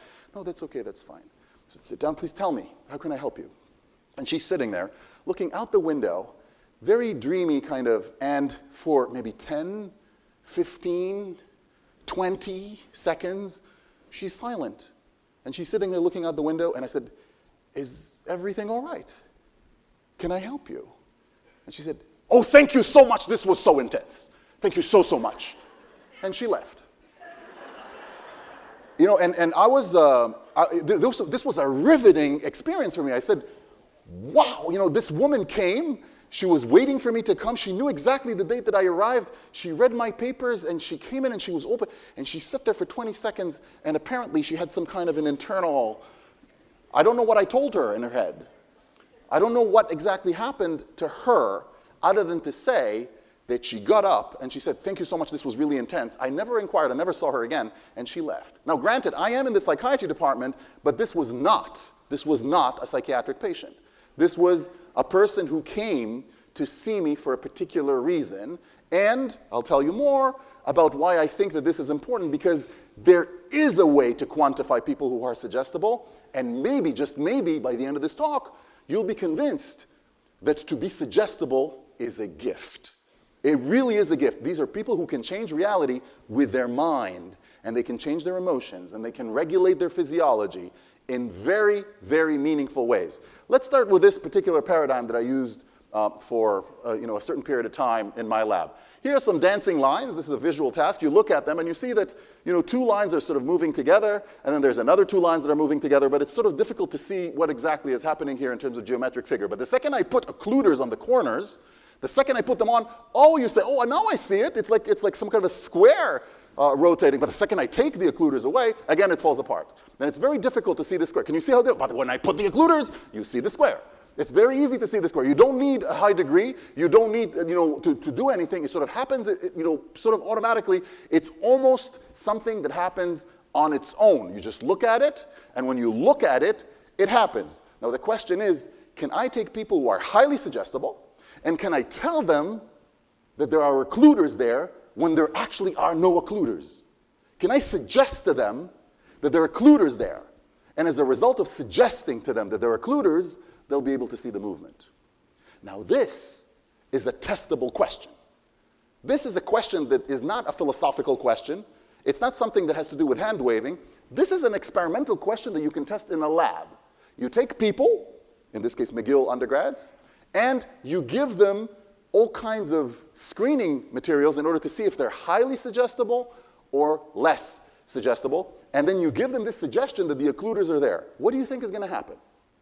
Well, that's what I was asking myself, and I said, can we make this really, really difficult task easy? Because when the occluders are not there, it's very difficult. It's very, very difficult. So can I take these kind of situations? Can I take these situations and add a suggestion? And with the suggestion, I can do it hypnotically. Hypnosis has a particular way of implanting a suggestion in people's mind in a very powerful way. We can, if we have time, we'll get into it at the end. I have a whole book outside on meditation and hypnosis and how these things actually, what they change in your brain from a neuroscience perspective. And then the question is, can you create this in the lab? And the answer is yes. You can create it in the lab, and you can do a study, and you can have results. And what do the results show? Well, the results show that for people who are highly suggestible, those people who are highs, who score highly on suggestibility, they are a lot more accurate in identifying where the geometric figure is going compared to people who are low suggestibles. What does that mean? It means that people who are suggestible can actually impose those occluders although they're not there. They're able to take a very difficult task and with a bit of imagination and a bit of self-deception, make it into an easy task. They were able to change their perceptual reality in a big way, in a huge way, because regular people cannot do this. So in this particular sense, being suggestible is like being gifted. It's like being endowed with a particular cognitive facility. Let me give you another example from my lab that shows you, again, the power of suggestion. Look at this guy, not from McGill University, from the internet, who is uttering some weird sounds. I'm going to show it to you a few times. See if you can tell what he's saying. Oopa. Oh. Why is this not working for me? This is not running for me. Okay, well, we'll just move on. This is a particular situation. This is a particular situation that is called the McGurk effect, where people are saying a particular sound, let's say ba, okay, or ga, but actually the actual sound that you're hearing is different because the video has been doctored in such a way that the sound that you're hearing and the visual stimuli that you're hearing are not the same. So your brain sees a different sound and your brain hears a different sound, and then your brain sort of goes with what the visual stimulus is, not with what they hear. It sounds complicated, but actually isn't. I'm sorry that the demonstration is not working for you. And when you do that, you can actually demonstrate again that highly suggestible people can actually do away with the visual distraction in a big way. This is the kind of study that people have done since the 1970s on newborns, even on non-human primates, on children, on adults, and people cannot control it. This is so robust, so automatic. They're always distracted by the visual information. We have shown that for people who are highly suggestible, you can actually give them a suggestion that what's more important is what they hear, and they're able to dampen down their visual information. 1/3 of the human brain is dedicated to visual processing. If I'm able with words to dampen down 1/3 of the human brain that is related to visual processing, this is a tremendous statement. This is a tremendous statement in modern science. So we had some interesting ways to think about this, and we have written extensively about the science behind placebos that was basically telling the scientific community, hey, this is not just something that scientists should know about, this is something that clinicians should know about. And this is when, for the first time, I branched out and I started talking to practitioners. I started talking to physicians. I said, do you give placebos to your patients? Now, this is a very charged question. It's almost like asking, how many sexual partners did you have? Or, it's a charged question because many people are afraid of telling you exactly what the number is or how many, placebos they dole out because it might have repercussions for their professional standing. The medical community frowns upon physicians who give placebos to patients, and I think that some patients might frown upon their physicians if they give them. So this is a very charged kind of topic. But when I inquired anonymously and discreetly with physicians, first in Montreal and others in other locations afterwards in other locations in Canada, and we compared our numbers to the United States and other places in the world, if it's Scandinavia, Israel, and Europe, other particular locations in Europe, Germany, and so on, we found that the Canadians really are not much different from the rest of the world. Physicians do give placebos to their patients, but they don't do it because they're trying to play a game. They're doing it because they're savvy clinicians, and they realize that in some situations, a placebo would do a better job, probably with fewer side effects. And this is important to understand because now the question is, how ethical is this? How much do I pay for this? Do I get disclosure? When do I get the disclosure? And so on. Now, this is when I have to disengage from this discussion a little bit. I am a scientist. I'm not an ethicist. I'm not a policymaker. I mean, I'd like to think that I'm ethical and so on, but I'm not an ethicist. And I don't know who is. But it's very important to understand that my job as a scientist is to put the information out there. And when I put the information out there, I say very loudly that in placebo science, we have demonstrated, for example, that people who take antidepressants, and antidepressants are a backbone drug in modern psychiatry, millions of people are taking antidepressants specifically for depression. In the United States, we're talking about 10% of the population. If you're a woman older than 40 years of age, it's even higher. The numbers are much higher than 10%. In Canada, the numbers are probably close to the US numbers. We have demonstrated, and when I say we euphemistically refer to people in the scientific community, we have demonstrated that placebos and antidepressants for mild to moderate depression are clinically on par. This is staggering. Do you understand what this means? It means that there's a lot of people out there who are suffering from mild to moderate depression, who are taking antidepressants, and research shows, meta-analytic research mostly, that clinically, whether you take an antidepressant, whether you take a placebo, these are on par clinically. There's a slight statistical difference between them, but it's not clinically meaningful. This is tremendous news. And the question is, what do you do with it? What do you do with it? Do you go to the régie and you tell them you should start giving placebos to the people? I mean, these are difficult questions to answer, but they're not difficult questions to publish. You can publish the question. You can let other people sort of think about it. And it's very important to understand that psychiatry is one domain. Pediatrics is another domain. A lot of people tell me, okay, this can never happen in surgery, for example, because surgery, you cut, you go in. There are placebo effects in surgery. We have something that is called sham surgery, where you pretend to go in and cut, but you just make an incision and you actually don't go in. And people have done sham surgery of the brain, sham surgery of the knee, and so on. And again, quite interestingly, people who have gone through protocols, double-blind protocols, where they do sham surgery, sometimes show that for a particular context, for certain people, giving sham surgery is on par with giving the standard surgical care for, let's say, arthritic knees, for example. And there are other examples. This is crazy. Should we open the sham, surgery department at McGill with sham surgeons walking around? I mean, this is very disturbing, news to some people. Some people in the United States, this is not yet prevalent in Canada, but in the United States, some doctors have proposed that when people come to them, they need to sign a consent form, and in the consent it says, basically I'm paraphrasing, my dear doctor, I trust you so much, I trust you that if you need to, if you deem it necessary, you can deceive me with a placebo. And some patients sign it because they trust their physician so much.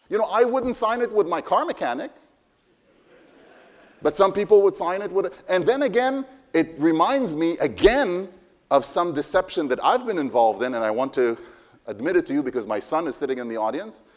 When my son was younger, I was a very bad parent. I deceived him. When he was trying to learn how to ride his bike, I used to run and hold his bike, and sometimes when he got better, I just let go. But I was continuing to run next to him just to make sure that he thinks that I'm holding him, but I wasn't. Nobody reported me to the police yet, but this is a form of deception. So in this particular kind of deception, there's consensus, I think, that this is okay. This is all right. But when it comes to clinical situations, immediately people, and for all kinds of good reasons, they say, well, if you deceive one person, you deceive two, it's a slippery slope. What's going to happen to the medical profession? Our people are going to lose trust in medicine and physicians and so on. And these are very good questions, but there's another set of questions. When you know that you give a drug to millions of people, and that drug has a certain cost and side effects, and you can give another drug that costs you a fraction of that price with no side effects, is it not unethical to give the other one with the side effects and the cost? I don't know. Again, I'm telling you, not much is left up here.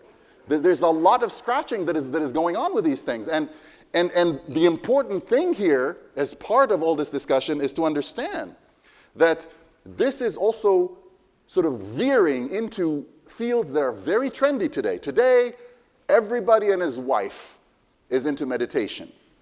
If you're not into meditation, you're doing something wrong, because everything is about mindfulness and meditation and so on. My son in kindergarten came back and said that they learned meditation. Soldiers in the army are doing meditation. Executives in New York City are doing meditation. Meditation is the way to go if it's this or that. Now, hypnosis and meditation are quite close and quite far at the same time. They both have to do with imagining certain things. They both have to do with what's happening in your head, and they both have a strong placebo component in them. And the interesting thing here is that in hypnosis, there's absolutely no money, but in meditation, there's a lot. Meditation is a huge industry with billions of dollars that people are making money on. With hypnosis, you don't make money. Hypnosis is for acute intervention, and it's done one-on-one. I'm not talking about stage hypnosis, right? I'm talking about medical hypnosis. Stage hypnosis is a show. It's like what a performer would do. Medical hypnosis is something that you do in order to help somebody with a particular problem. So the fact that we have these factors changes quite a bit of the dynamic that is going on. And there's a whole neuroscience to meditation that we have studied and explored, and it turns out that many of the experiments that we do, and sometimes we go to the trouble of bringing Tibetan monks into the lab. And we fly them, and then we use all kinds of fancy equipment on them in order to see how their brain waves are different from people who don't meditate. And we scan them, we put them in scanners, and this is a very elaborate effort. This is not just words that I throw into the space here. These are carefully carried out experiments that people have done over years. And In my lab at McGill, we have looked very carefully at neurofeedback. Neurofeedback is the latest rage.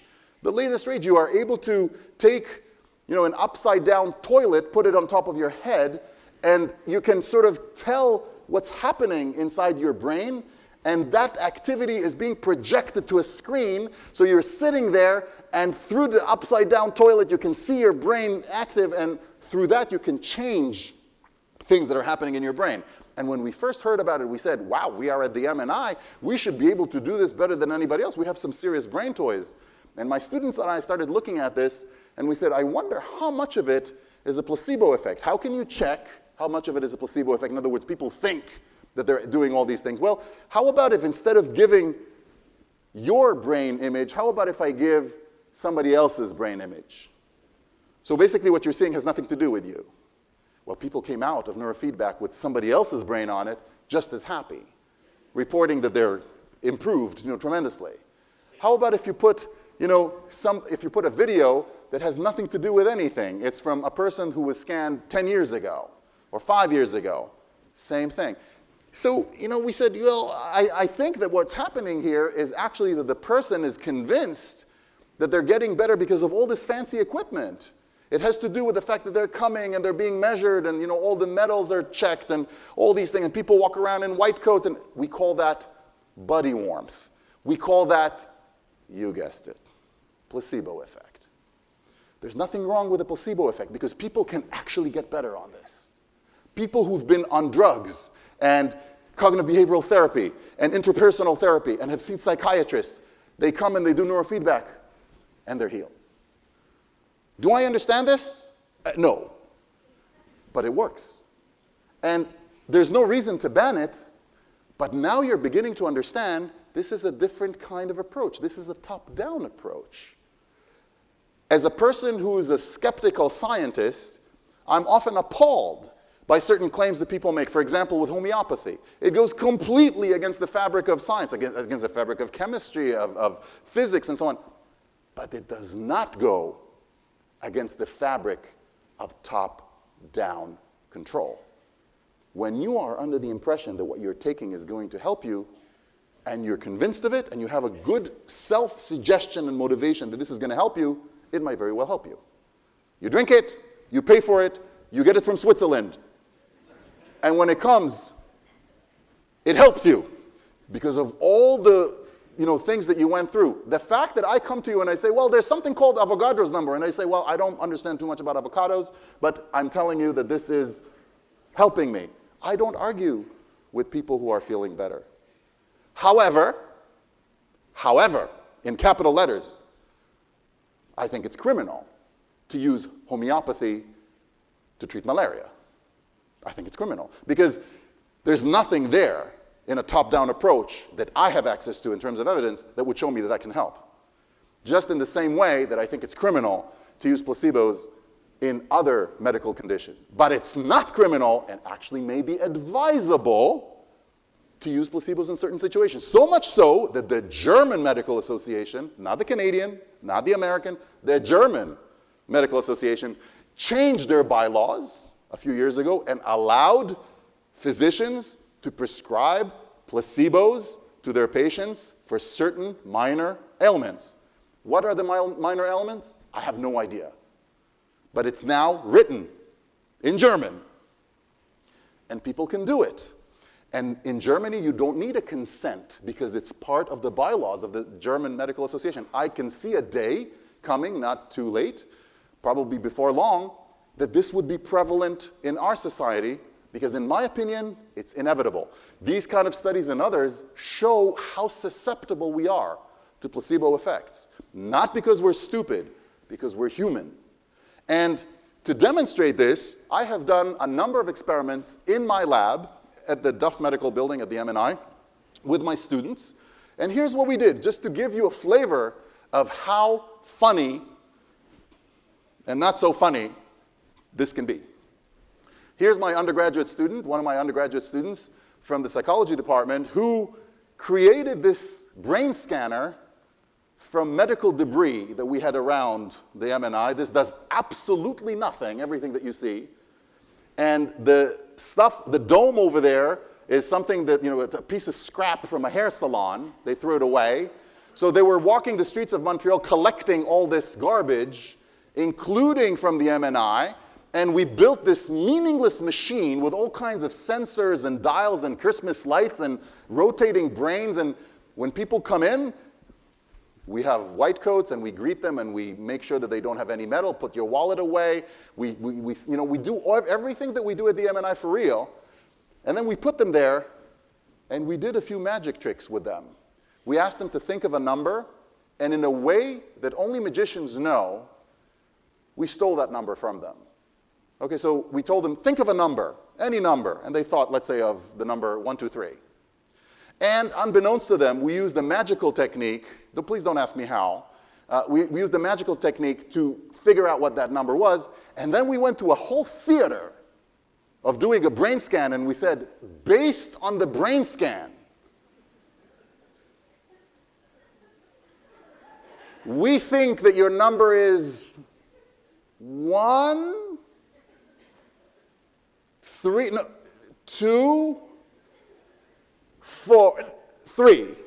Is that right? Holy smoly. And we did it not to art history students, not to music students. We did it to neuroscience students, psychology students, physiology students. We did it to my students who in class had questions on the midterm.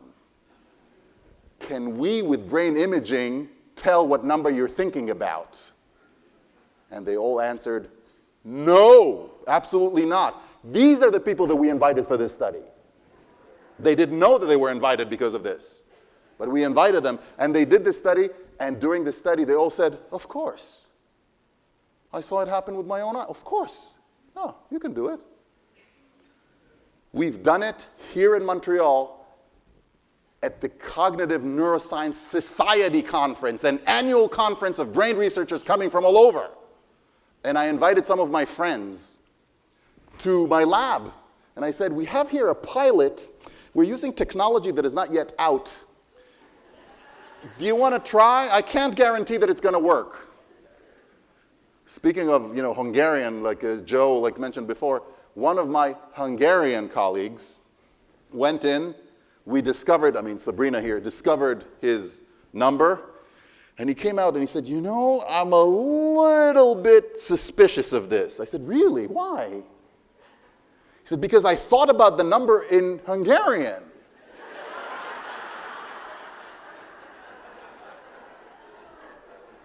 I told him, but you don't understand, sir. This is the MNI. We are able to, we transcend language here. We got the conceptual framework of your number. What I'm trying to tell you is that this was published, and there's a point here. And what is the point? The point is that, a little bit of placebo is good for you. A little bit of placebo is good for you. How little, it's difficult to say, but placebos are powerful instruments if you're human. They're powerful instruments. They work very well. They have worked very well in the history of medicine. And as long as you do it ethically and judiciously, you can actually use placebos to help people. The scientific community is coming slowly to this realization. The medical community is sort of torn between being terrified and being in disbelief that this is happening. Because there's something very strange and sort of weird about the whole dynamic here. But the fact is that you can actually use placebos without deception. And many people don't understand this. It is possible to use placebos without deception. People have done studies where they give placebos in an open label fashion. In other words, there's a whole group of people, let's say people who suffer from irritable bowel syndrome, and they say, we want you to take this bottle. It contains pure placebos. We want you to take them 3 times a day. Pure placebos. It's going to help you. And they take it 3 times a day, and they get better. Again, can I give you a coherent explanation why this is happening? I can give you some explanations, but I don't know that they will be coherent or cogent. They're going to be explanations, but the fact is that this happened, and it has been replicated. And it comes from Harvard Medical School, and even better, it comes from McGill. And the important thing here, the important thing is that placebos open a window. They open a window on human consciousness. They open a window on medicine, on our ability to heal ourselves, on mind-body connections. And that's something that we as a society need to embrace, because there's a lot of healing and curing potential in placebos that we're sort of disregarding or disparaging or underappreciating by treating placebos as just mere sugar pills when you can see all the wonderful things that they do. I wish you a very happy placebo weekend this weekend, and I encourage you all to embrace placebos as much as I do. Thank you very much.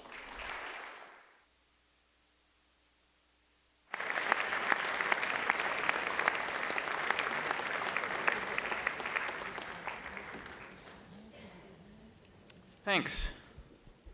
We're going to take questions. But Amir, I was wondering, you're saying that you give one placebo, it does good. You give two, it does better. You give three, it does even better. What if you go to China or Japan and give them 4 placebos? Is it going to kill them? We haven't done that study. We just haven't done it yet.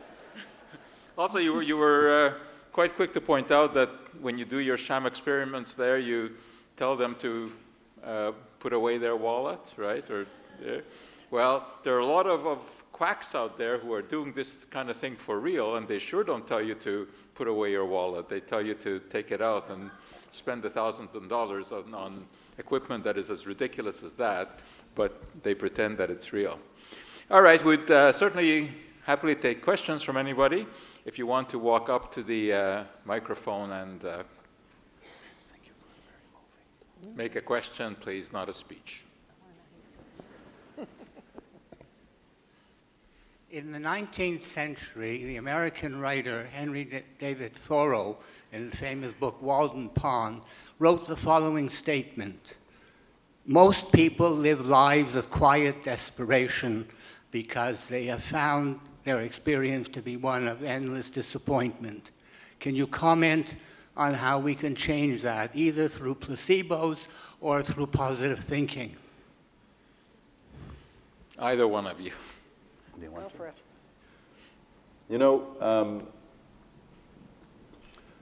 The way that I look at placebos is through an extremely paradigmatic, practical, I would say medical lens. The question that you pose is a very overarching question. It has to do with the general concept of a mindset and the general question of a mental state and how these things color our lives.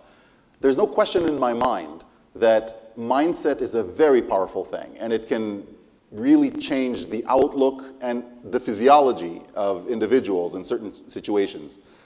As a scientist and as somebody who's an empirical researcher, I can only speak as far as my data go. And my data does not go as far as that. But I believe, although scientists are not supposed to believe, they're supposed to go only by the data, I believe as a human being that there's a lot in what you just said. The question, though, is, can you make any suggestion, even if it's not 100% guaranteed? Take a placebo. Suggestions are, in my opinion, the fabric of motivation and the fuel that changes the way that people perform in different situations. So performance, human performance, it doesn't matter if it's cognitive or physical, is very prone to suggestion. Be it good suggestion, constructive suggestion, or destructive suggestion, negative suggestion. People are extremely susceptible to suggestion. You just need to find the right suggestion and cater the right suggestion expressly tailored to the right person, and you will have a big effect. I think it's the same thing when we talk about people who are in psychological constructs and they talk about the right fit. A lot of it has to do with if you connect with the person that you're working with and you believe in what they're telling you and they believe in the medical management, regardless of whether that management includes placebo or talk therapy or whatever it is. That's a huge bridge that is already there and is already the fabric of making something work. So it's the eternal question between pessimism and optimism. and the need to need or the want to need, and you begin to get into psychological sort of paradigms. But I think a lot of it has to do with the desire to make a change. Okay, at the back.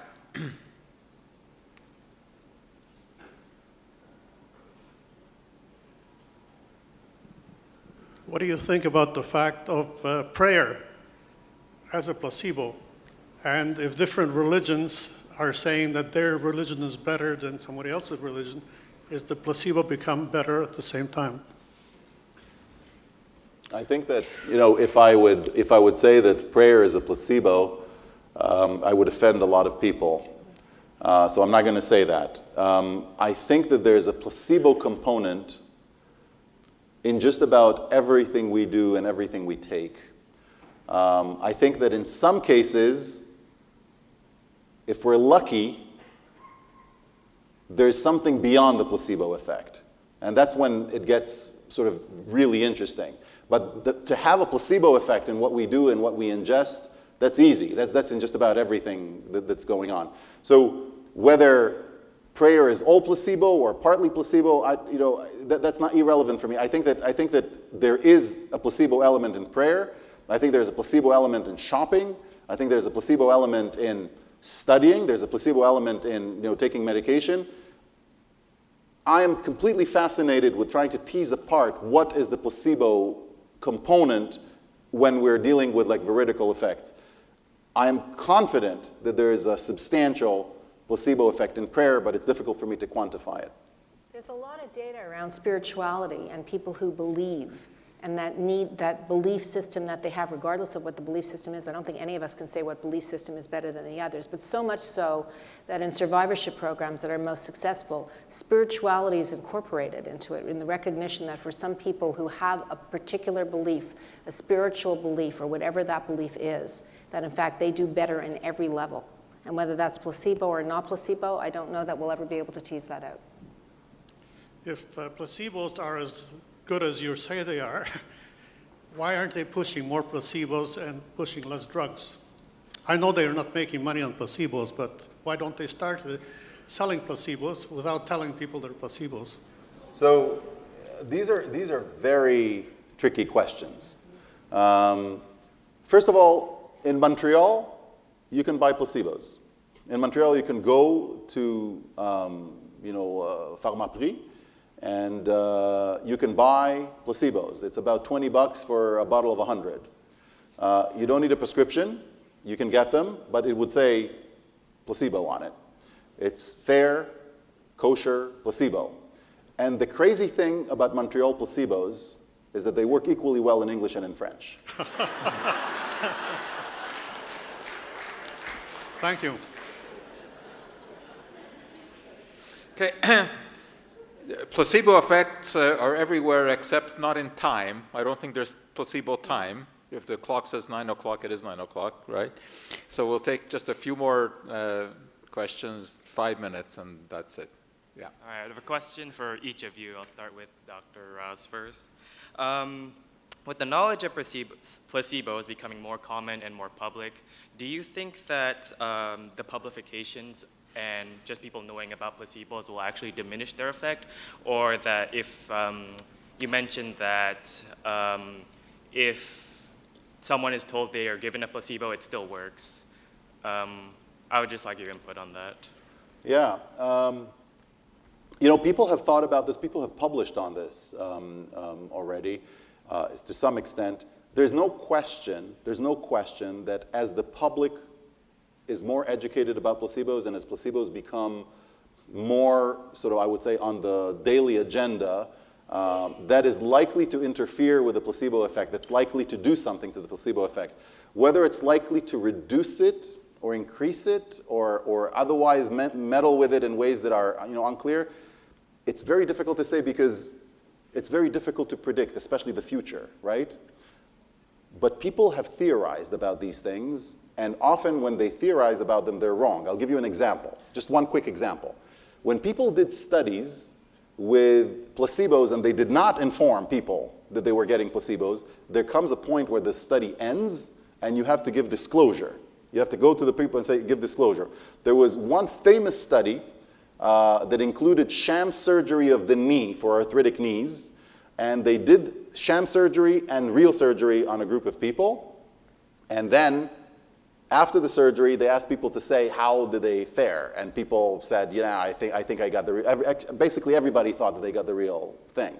They had to wait a whole year before they actually told them who got the real surgery and who got the sham surgery. And the people who got the sham surgery were, first of all, in denial. They said, this cannot be. There's some kind of administrative error. It cannot possibly. I'm dancing, I'm running, I'm biking. I mean, it's not possible. I could not do any of these things before. I was in a wheelchair before, and now I'm doing all these things. Don't tell me it was, a sham surgery. But then the thinking was that once that they're going to find out that they got sham surgery, their situation is going to revert, and they're going to go back to, and it didn't happen. So all these people a year later were in a position where they said, I guess I conquered it. Whether it's through the sham surgery or I did it with my mind, I guess I'm already in a better place.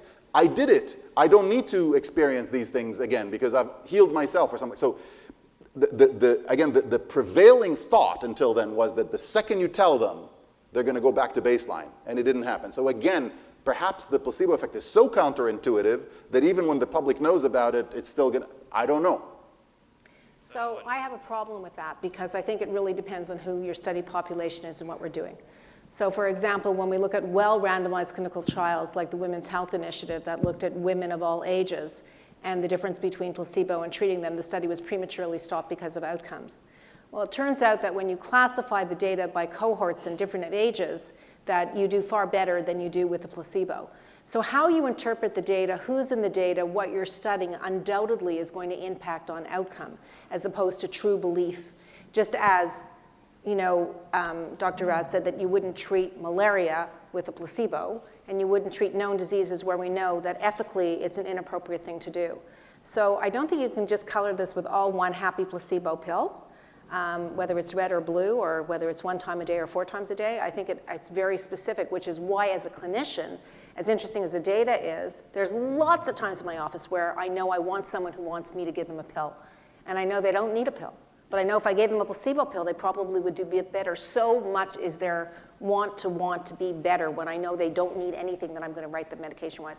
So I think it's so complicated as a clinician. It's way harder to incorporate how we use this data in a clinically relevant way. And when studies are designed, studies are stopped when we feel that there's harm compared to a placebo or using a placebo is not ethical.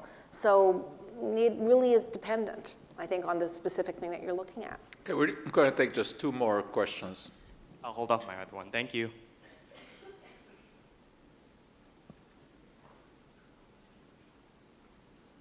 Thank you. First of all, thank you for your excellent presentations, both of you. I'm astonished on so many levels. My name is Jerry. I survived a stage 4 metastatic cancer, squamous cell carcinoma of the tongue, which back then I was told my odds of survival were roughly 17%. I'm a numbers guy, so I understood that that meant that you put 5 bullets into a 6-shooter and you spin the barrel and you hope that you hear it click, 1 out of 6. And I remember when I first spoke with my, when I decided that I was going to go through with treatment, I was in Boston at the time. And I spoke with my oncologist, Dr. John Clark. I believe he is still the director of oncology at MassGen at Yawkey. And I asked him, I said, listen, I said, I'm a project manager. And by trade, I like to know things straight up. What's the best thing I can do to help myself at this point? And I understood that the chances were slim to none that I was going to survive at the time. And he said, Jerry, he says, to put it very simply, it's all about mindset. He said, you'll find patients here that are in much better shape than you are, who will eventually progress to the point where they die. And you'll find others, maybe, if you're fortunate enough, as yourself, we're in a very bad spot, but we'll survive. And he says, I believe after all the years of teaching and practicing oncology, I think mindset is the most important thing. So I decided to do something that was a little bold and a little risky. I sold myself, I programmed myself, I suggested myself that I was actually going to beat this thing. And I managed to beat it in a rather remarkable way. To all of my medical team's opinion at the time, they said, this is really quite unusual. We hope that you've documented this, and we hope that at a certain point you'll have the ability to share. And now, here's the question. I've known this. I've known about this for quite some time, and I was really astonished to hear that the German Medical Association has actually begun to allow prescription of placebo and hopefully a slew of other things. And I'm glad to know that our Governor General is here in the attendance tonight, because she may actually have some interesting ideas about these excellent presentations of yours. Why, oh why, are we not evolving to the point where we integrate into allopathic medicine the importance of suggestion, self-suggestion, hypnosis, even to the point where we might go in the realm of placebo prescription, because these effects have been known for quite some time. Yes, I remember reading a book from called Psychocybernetics, I'm going to date myself now, a long, long, long time ago, where there were experiments that were made on basketball players, professional basketball players, who were told, we're going to have you practice in your mind shooting hoops. And we're going to get another group practicing in real life. And what happened was they discovered that the imagined experience of practicing was as effective in developing and building skill at making baskets than the physical practice. Why are we not doing this now, here in Canada? Can I answer this? Yes. So McGill University is a special place, and the Faculty of Medicine offered the fourth-year medical students here at McGill an unusual elective, which I taught for several years, and the name of the elective was the placebo effect. And the whole idea was to introduce fourth-year medical students just before they go out on the world and become, go on to residencies and become expert physicians, that they would know exactly these things. They would know about the placebo effect, the placebo response, hypnosis, mind-body, all these things. And it's ongoing. And we have several people on the Faculty of Medicine at McGill who are continuing this trend. And I'm happy to say that McGill is probably one of the few medical schools in the world that is spearheading this information and making it available to their future physicians. Okay, I'm going to take one more. Thank you. Please.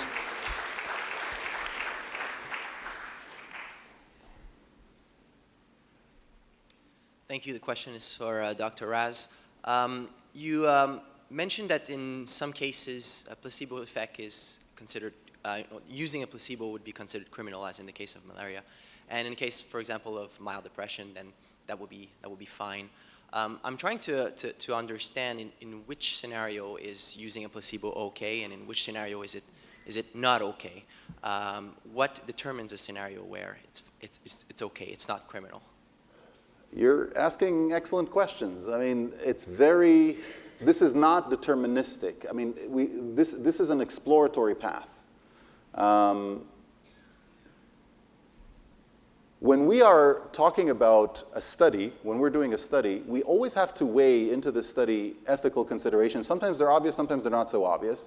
We like to think, for example, that it's very important to do double-blind studies, placebo-controlled, okay? But it would not occur to me, for example, or to you, I hope, to do a double-blind placebo study of people jumping from a plane without a parachute. So half the people would jump with a parachute, half the people would jump without a parachute. We'll see what happens, because we need to do that before we can determine the efficacy of a parachute. So technically, theoretically, this would be the case, but there are certain things that we don't do just because we know that it's not right to do that. In medicine, we already know certain things that are almost on the deterministic level. So for example, I mean, I'm just, strep infection. Okay, so you don't give placebo for strep infection, although it could be self-limiting in many cases. But the complications, you don't give placebo for a strep infection because we know something about that, and we know that a very simple treatment could actually take care of it. So to give a whole list of the conditions under which we would give placebo, this is stuff that is beginning to happen. I just came back a few months ago from a conference in Leiden, Holland, where this is exactly what was beginning to happen. People were beginning to say, okay, under what medical conditions would warrant a placebo and so on. It's very difficult because every person is a world to his or her own. Every medical condition, every situation is so contextually tailored to the individual, but it's beginning to happen. This is a movement that is already afoot, and I think that with time, it's inevitable that this is going to happen. At the moment, as the Germans said, and I'm just paraphrasing, it's appropriate for minor ailments. What is minor? What is an ailment? They left it very vague. But we're beginning to get to a point where we're beginning to explicitly spell out what those things are. I think as a clinician, the question for us is benefit versus harm. And when we look, for example, at women who are so fearful of taking hormone therapy for whatever reason, in these women, giving many of these over-the-counters that are as good as or no better than a placebo actually works excellent because they don't want to take menopausal hormone therapy. They're convinced that the hormone outweighs the benefit. And the ability to give them something that they feel is going to be safe is a great power of suggestion that they're looking for. The problem with the flip side of it, that is that it's now fueled a multi-billion-dollar bioidentical hormone therapy market that is not based on science or evidence that actually may have more harm than good. So it always comes down, from my point as a clinician, to the difference between harm versus benefit. And that's not always so easy, black and white, particularly as we talked about in terms of what other values are and how those values are that may color that decision. So it's great to know that it's there, but the implementation, it's the same thing. It's ethically very complex. Thank you very much. It has been our tradition to finish the evening with either a question or a comment from Lorne.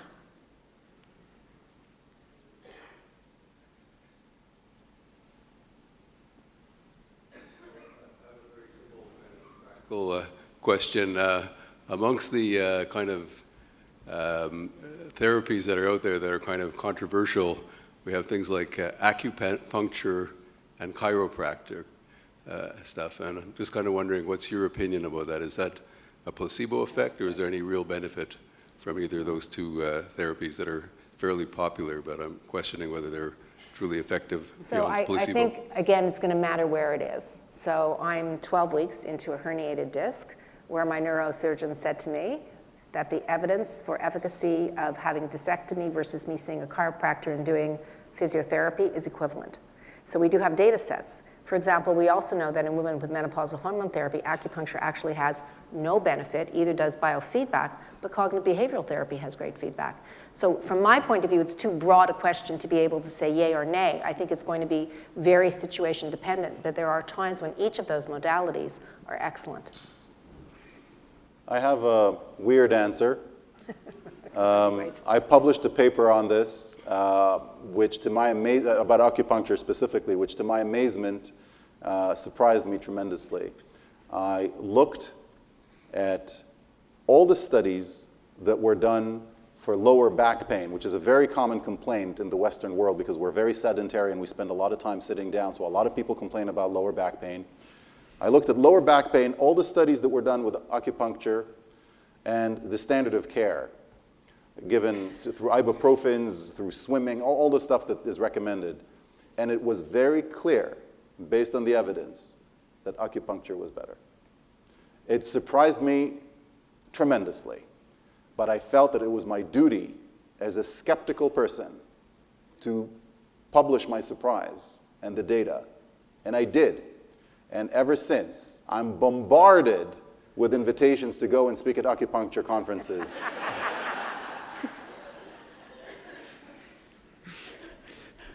Well, that makes the point.